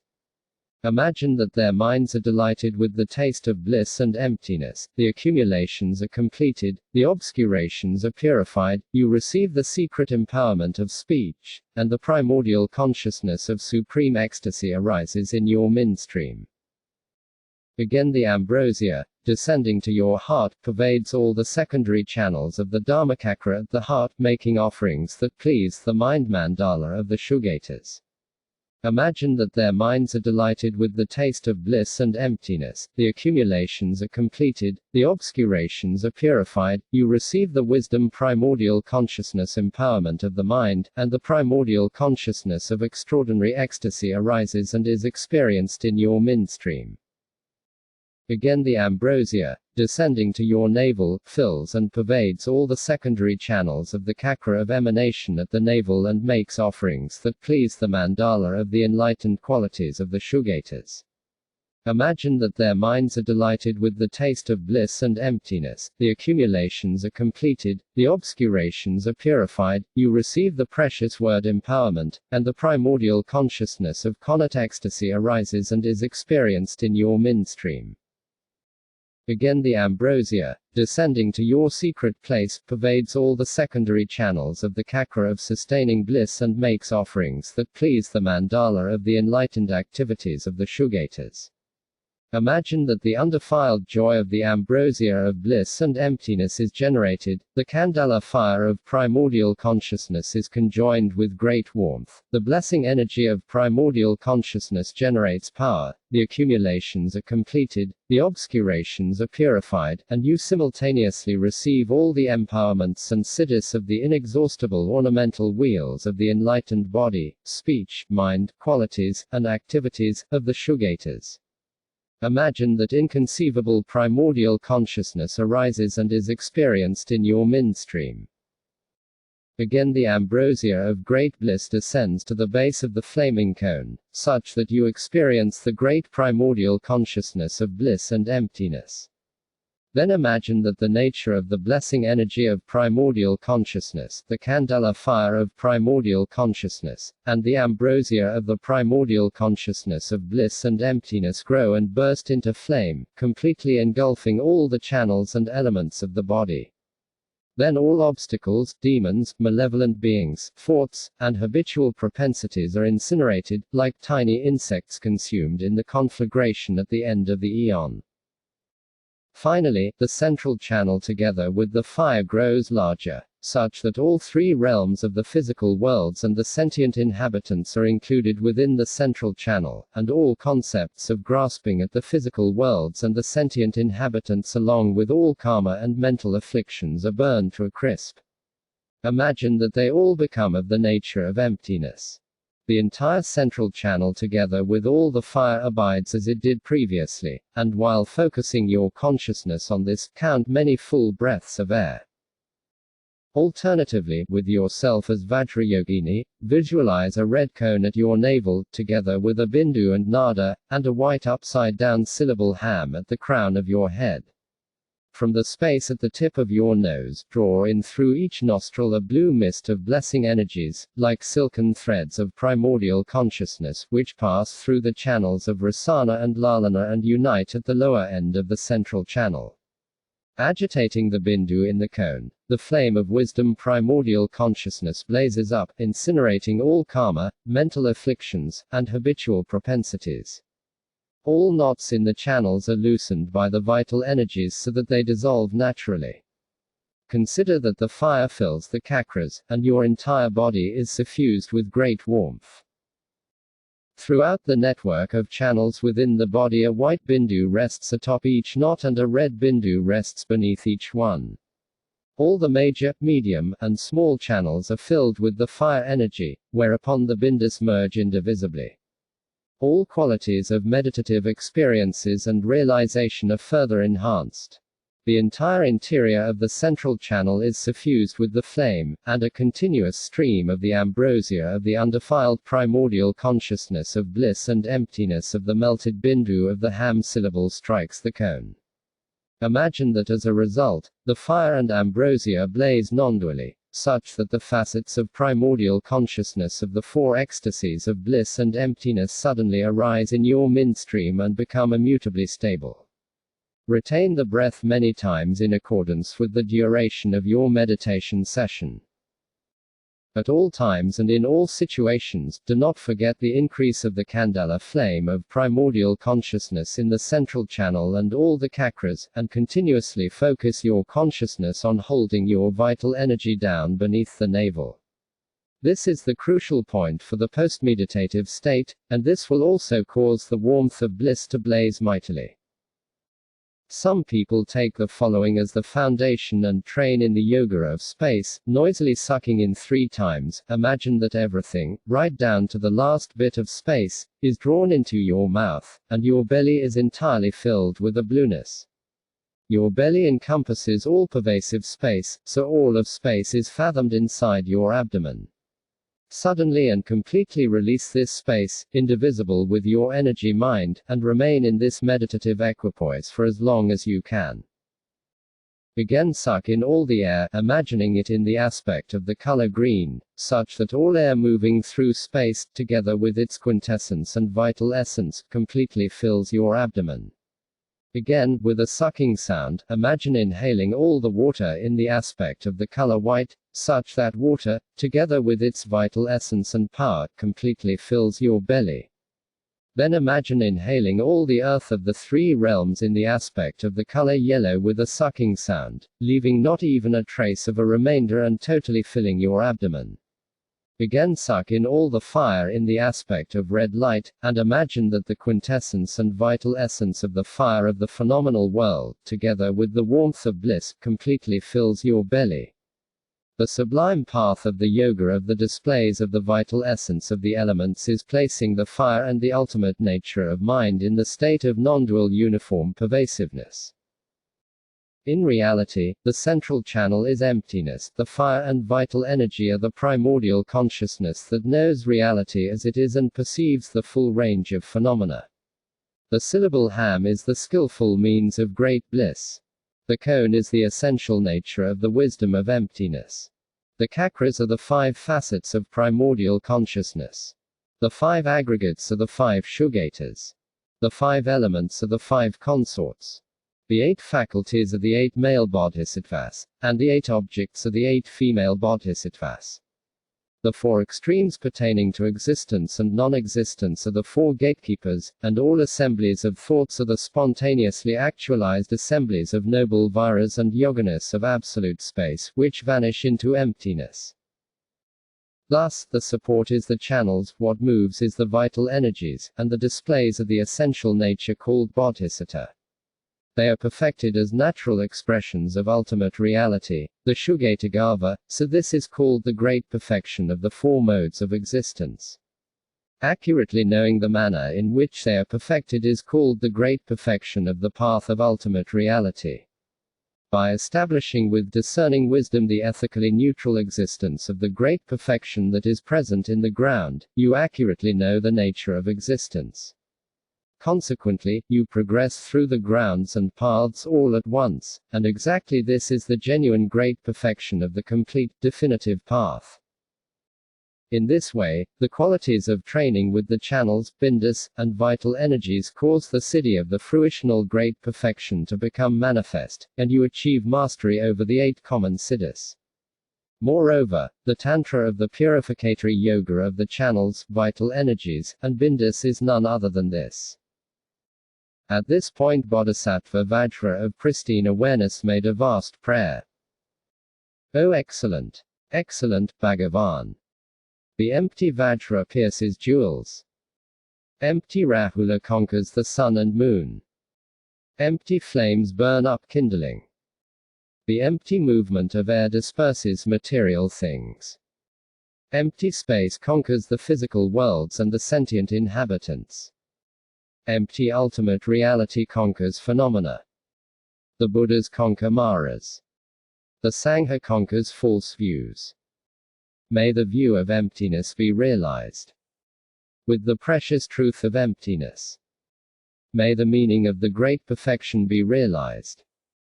With the precious view of emptiness. By the power of the great perfection. May samsara be dredged from its depths. The synthesis and names of the great perfection. Then he continued, O teacher, Bhagavan, even if one correctly knows the nature of the great perfection of samsara and nirvana, the great expanse that totally subsumes the inexhaustible ornamental wheels of the enlightened body, speech, mind, qualities, and activities of the jinas and jinaputras of the 3 times, the great quintessence of all the dakinas and vajras, in what is this synthesized, in what is it subsumed, and what are its names? Teacher, please explain. He replied, O Vajra of pristine awareness, this is synthesized in first simply determining the mode of existence of the ground as discussed previously, then ascertaining emptiness as the ground emptiness, the great Madhyamaka. Therefore, the knowledge that all the kayas, facets of primordial consciousness, Buddha fields, and the displays, along with all of samsara, nirvana, and the path, are not other than the nature of the ground itself is called the great perfection of samsara and nirvana. To beings who have not gained liberation within themselves, the ground appears as the nature of samsara. Clinging to it, they become deluded. By turning away from delusional mental engagement with self-concepts and signs, and by establishing the ground by means of analytical great wisdom, you come to know the characteristics of the ground as they are. The synthesis of the pristine space of the ground is profound insight into the nature of the ground itself as the skillful means of the path and fruition and as all the avenues of wisdom. In what is it subsumed? No matter how the various reflections of planets and stars may appear in the ocean, they are not other than the ocean itself, so they are subsumed in the ocean. All appearances of the physical worlds, the sentient inhabitants, and sensory objects are not other than space itself, so they are subsumed in space. Likewise, you should know the way in which all of samsara, nirvana, and the path is not other than the nature of the expanse of the absolute space of phenomena, for this is simply the pristine domain of the absolute space of phenomena. How is it to be named? All the names in the realms of samsara and nirvana are determined to be names of the Shugatagava. In particular, it is called by all the names of all the phenomena that cause the path to become manifest. Since it is the unsurpassed transference and entrance to the experience of the fruition, the state of precious bodhisattva, it is called bodhisattva. All authentic realities are included in precious bodhisattva, so it is reality. Just as the ocean is ascertained as the source of all rivers and streams, it is ascertained as the ultimate source of all dharmas, so it is ultimate. It is free of all flaws and defilements, so it is pure. Since all of samsara, nirvana, the path, and the fruition is perfected in the absolute space of phenomena, it is perfect. All the phenomena of samsara and nirvana are determined by means of discerning wisdom, so that the wisdom of realizing identitylessness is made manifest.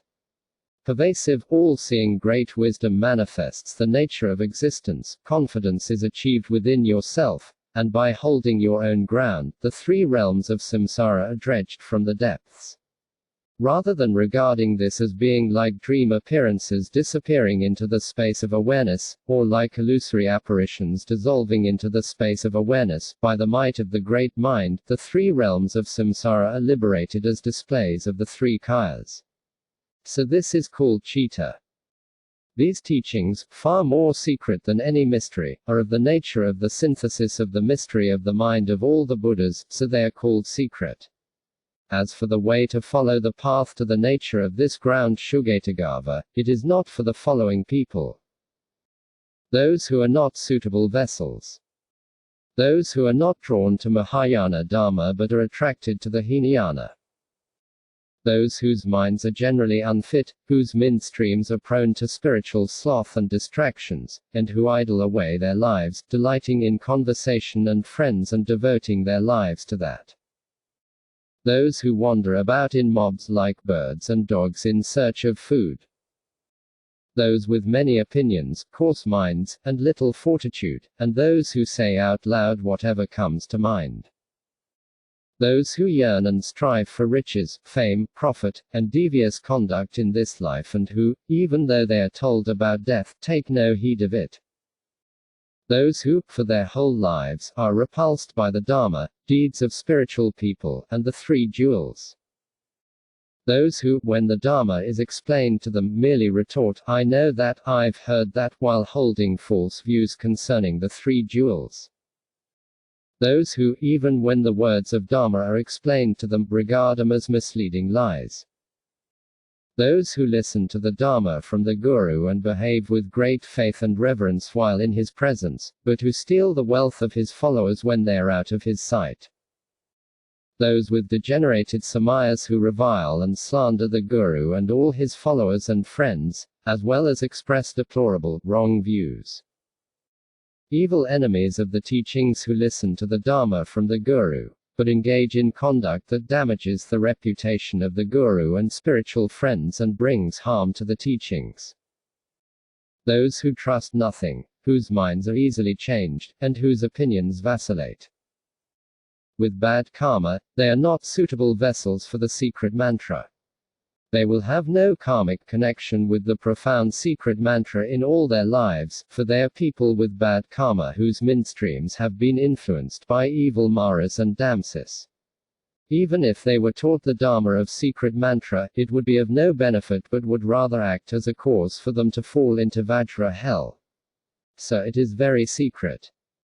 As for the time, inappropriate occasions for teaching and listening to the Dharma are when walking in the marketplace or in crowds, working, urinating or defecating, joking or quarreling, pompously carrying a parasol, a staff, or a weapon, giving teachings other than those you have heard, fingering your rosary, performing circumambulations, wearing a cap and shoes, working, or engaging in conversation.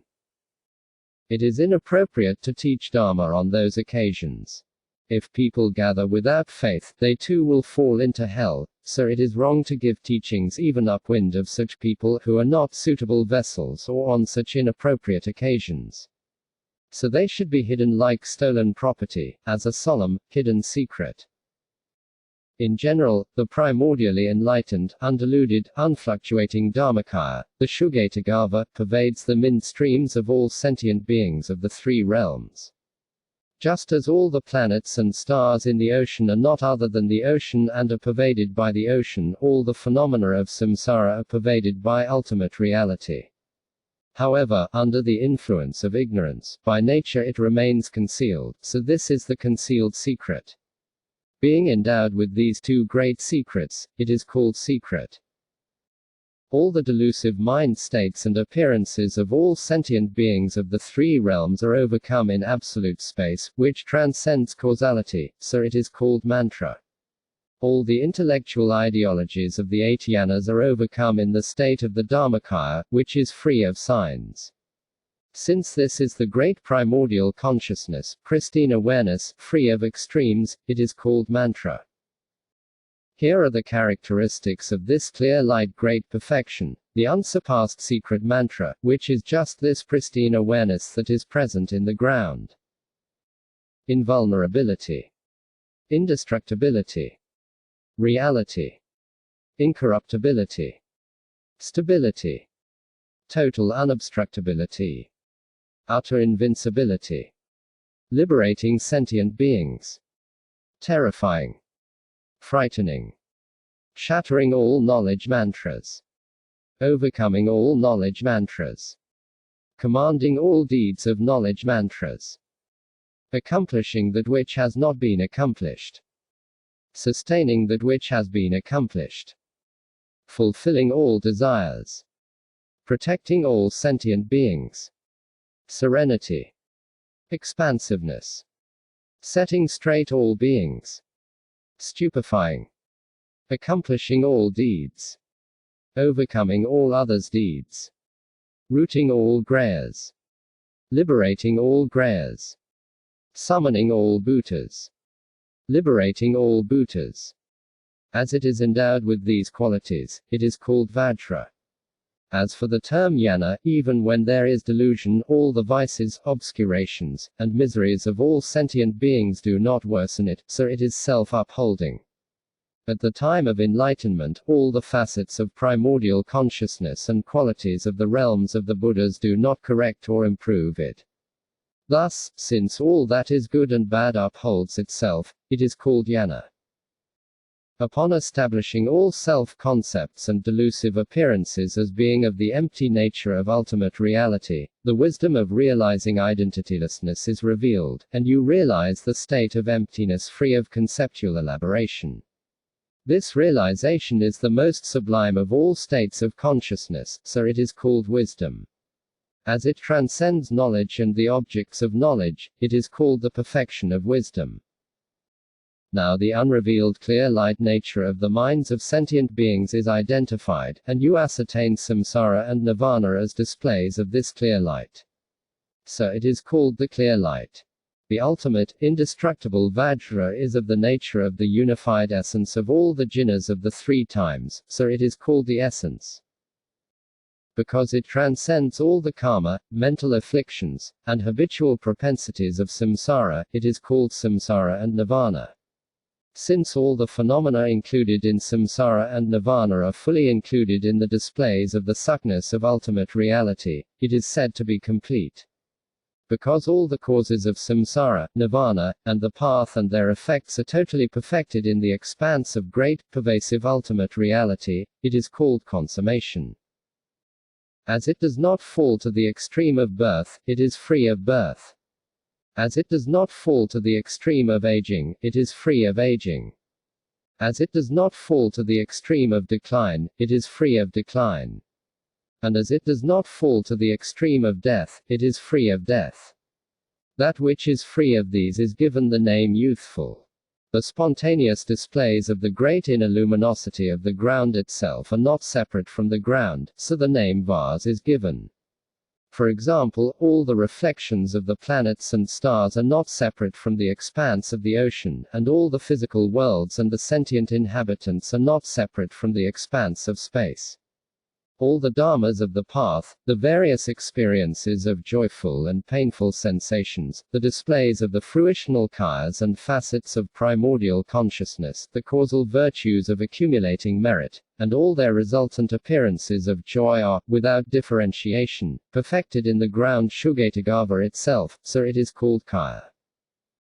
The mode of existence of the Dharmakaya, pristine awareness that is present in the ground, cannot be fathomed by the intellect. It cannot be analyzed by the mind, it transcends objects of articulation, and it subsumes everything, so it is known as the Bindu. Whatever aspects of samsara and nirvana appear, they are of one taste in the fundamental, original, primordial ground, so it is called soul.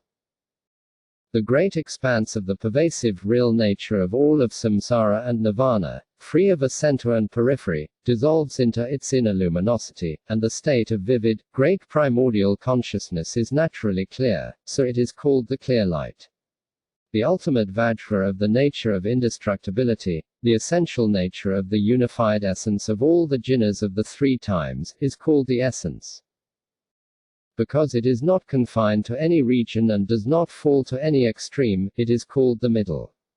Because it views samsara and nirvana as apparitions of the mind, and because it knows that emanations are, as it were, sent forth outside by the one dwelling within, it is called Mahamudra. All these, too, are simply facets of the ground. Even when the ground is reduced to an ethically neutral state, all displays of the kayas and facets of primordial consciousness are nothing other than self-emergent, naturally perfect, inner displays of the ground itself. So this is called the great perfection of the time of the ground. As for the great perfection of the time of the path, when pristine awareness that is present in the ground becomes manifest, it dissolves into unmodified, ordinary mental states and appearances, so ordinary mental states and appearances are perfected. Since ultimate reality does not lend itself to the extreme of nihilism, the extremist's view of eternalism is perfected. Since it is not apprehended as the extreme of the eternalist view, it perfects the mind that is drawn to the view of nihilism. Even if suffering, its source, its cessation, and the path are held to be autonomous objects, by realizing personal identitylessness, realizing that you do not exist from your own side, the Sravakayana is perfected. By realizing the nature of all appearances and mindsets of the three realms as dependently related events, the Pratyekabuddhayana is perfected. By ascertaining that appearances are not other than the mind, the Cittamatrayana is perfected. By realizing the meaning of the two types of identitylessness, the perfection of wisdom is perfected. By sealing samsara and nirvana with bodhisattva, the bodhisattvayana is perfected, and by that very realization of samsara and nirvana as great emptiness becoming the universal ground of all madhyamakas, these yanas are all perfected. By not mixing up your actions and conduct with ordinary behavior, the kriyayana is perfected. By behaving such that your view and conduct are non-dual, the kayatantrayana is perfected. By recognizing the view as being of greatest importance, the yogayana is perfected. By realizing the non-duality of the deity and your own appearances, the whole of the mahayogayana is perfected. By realizing the non-duality of absolute space and primordial consciousness, the whole of the anuyana is perfected. By letting all that appears to the mind vanish without modification, just as it is, the mind division of Hatha Yoga is perfected. And by realizing the non-duality of absolute space and pristine awareness, the expanse division yana is perfected in the Dharmakaya, pristine awareness that is present in the ground. The realization of just how all the phenomena of those yanas are perfected is called the secret pith instruction yana. Since this is the great, universal ground of all the yanas, and since all grounds and paths are simultaneously perfected, it is called the supreme yana of the great perfection, which synthesizes the essence. Other yanas are merely facets of the great perfection, and those who adhere to their own yanas are certainly limited, like taking a drop from the ocean and thinking that it is the ocean. The Vinaya and the Sravakayana are for the least of those with inferior faculties, the Pratyekabuddhayana is for the middling of those with inferior faculties, and the Bodhisattvayana is for the best of those with inferior faculties. The Kriyayana is for the least of those with middling faculties, the Upayana is for the middling of those with middling faculties, and the Yogayana is for the best of those with middling faculties. Mahayoga is for the least of those with superior faculties, Anuyoga is for the middling of those with superior faculties, and the three divisions of Hatha Yoga are for the best of those with superior faculties. Within the latter, the mind division jnana is taught to the least of those with the best of superior faculties, the expanse division jnana is taught to the middling of those with the best of superior faculties, and the secret pith instruction division jnana is taught to the best of those with the best of superior faculties. In accordance with each individual's own faculties and merit, it is taught that an individual may proceed along the grounds and paths to liberation. However, even though there are no differences of quality or magnitude in the fundamental minds of sentient beings, one speaks as if there were differences in the quality of their faculties due to the domination by self-grasping and their resultant failure to realize the meaning of identitylessness. The succession of jnanas is taught as a path of gradual progression, like walking up a staircase. Know that it is not as if some individuals were on the ground floor, utterly incapable of ascending due to a closed skylight, nor is it as if some were up above from the outset, so that they need not descend, like planets and stars that have risen into the sky. Rather, by the power of your previous training, whatever jnana you encounter, your karmic momentum for it will gradually be aroused. O Vajra of pristine awareness, in this real nature of the originally pure great perfection, called the Dharmakaya, pristine awareness that is present in the ground, 7 wisdoms are naturally perfected. 1. Because the one nature of all phenomena included in the world of samsara and nirvana, as the display of the suckness of ultimate reality, is veiled by afflictive and cognitive obscurations, it is reduced to an ethically neutral ground. Instead of the mind deludedly succumbing to dualistic grasping, by investigating and analyzing the nature of existence of phenomena, you recognize the non-objective, open nature. This is called discerning wisdom. It realizes the emptiness of every single phenomenon that seems to appear from its own side. 2. In the end, stabilization in the midstream that ascertains the identitylessness and emptiness of all phenomena of samsara and nirvana is called the wisdom of realizing identitylessness. This utterly dissolves grasping at the reality of appearances. 3. Truly knowing the manner in which all the phenomena of the path and fruition are naturally perfected in the ground itself is called the wisdom that knows reality as it is. 4. Just as planets and stars appear in the ocean due to the lucidity and clarity of the water, all physical worlds, the sentient inhabitants, and sensory objects appear from the lucidity and clarity of space, and all of samsara and nirvana would not appear without that lucidity and clarity. And just as reflections do not appear without the lucidity and clarity of a mirror, the appearances of all of samsara and nirvana would not occur without the lucidity and clarity of the ground. By reifying this lucidity and clarity, appearances occur. Truly realizing this is an unsurpassed feature of the great perfection. As an analogy, the planets and stars in the ocean are not different from the water, and all the physical worlds and the sentient inhabitants are not different from space. Likewise, there is nothing in all of samsara and nirvana that is not unified with and pervaded by primordial consciousness, the pristine awareness of ultimate reality. This is called pervasive, all-seeing great wisdom, and it perceives all of samsara and nirvana as being like reflections of the moon in water. Realizing this with great wisdom, you abide in this profundity within yourself. 5. By apprehending the ground itself as the ground, the samsara of impure karma is released into absolute space, and your own face of the Dharmakaya is perceived. This is called the wisdom of release. By totally disengaging from all activity, you dwell in inactivity.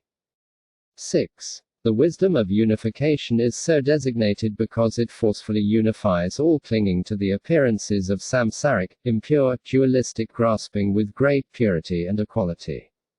Then there is the recognition of the equal non-existence of all objects of hope and fear as well as the good and the bad.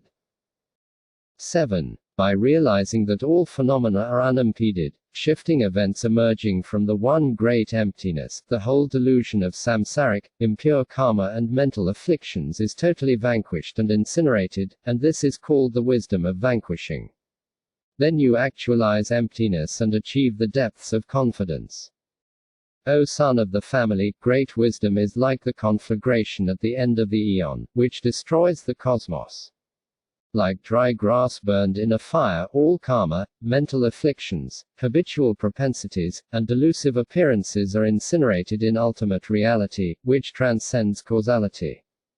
Great wisdom is like the sun rising in the sky, utterly dispelling all the darkness of ignorance.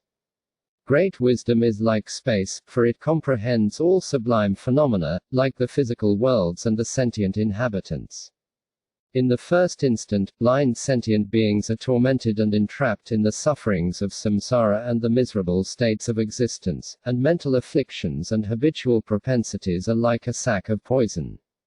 In the next instant, simply by identifying great wisdom, they become equal in fortune to the Dharmakaya, Samantabhadra, and they become worthy of the homage, worship, and devotion of myriad living beings, including the gods. They become fields of merit and the foremost of assemblies.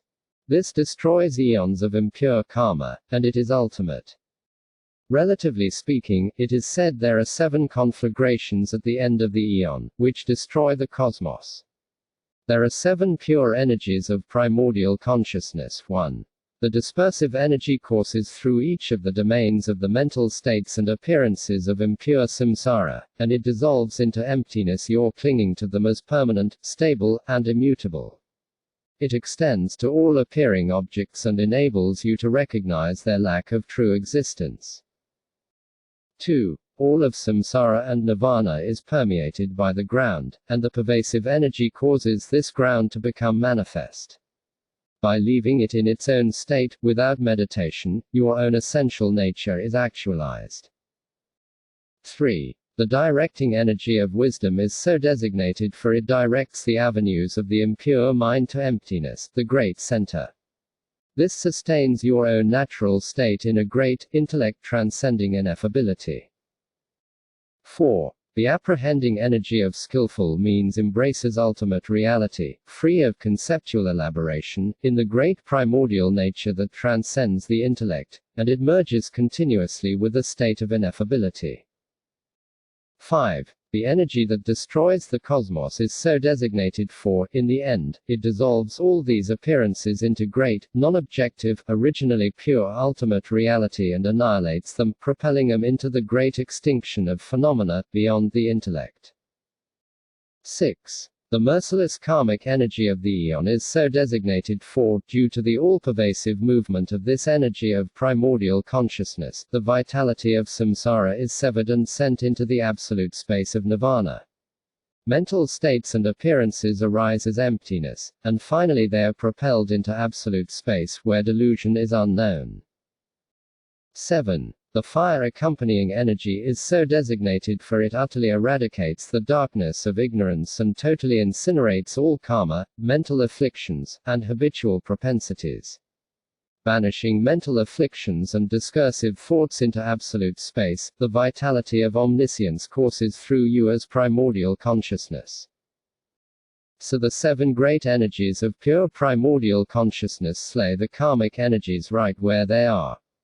By the movement and resting of the energies of primordial consciousness in their own place, you swiftly reach the state of omniscient, perfect enlightenment. In this way, the luminosity of the essential nature, emptiness, is called wisdom, and its power of self-illumination is called vital energy. This illustrates how the whole range of paths and fruitions is perfected in the Dharmakaya, pristine awareness that is present in the ground.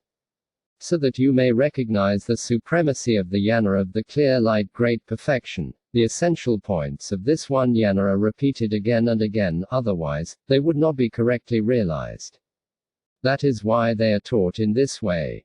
Consequently, future disciples will fathom these essential points and all doubts will be vanquished.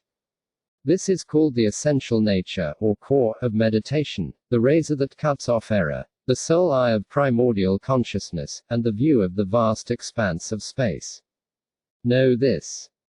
As for the blind who are ignorant of this, the reason why they do not ascend beyond the higher realms, regardless of how much they meditate, is that they do not recognize or know the originally pure ground, the all-pervasive nature of being.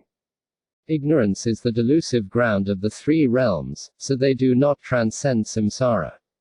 Accurate knowledge of the non-dual, one taste of the great, original, primordial ground of samsara and nirvana is called primordial consciousness, pristine awareness. Know that all the collections of virtue that are generated from this ground will ripen solely as the resultant omniscience of perfect enlightenment.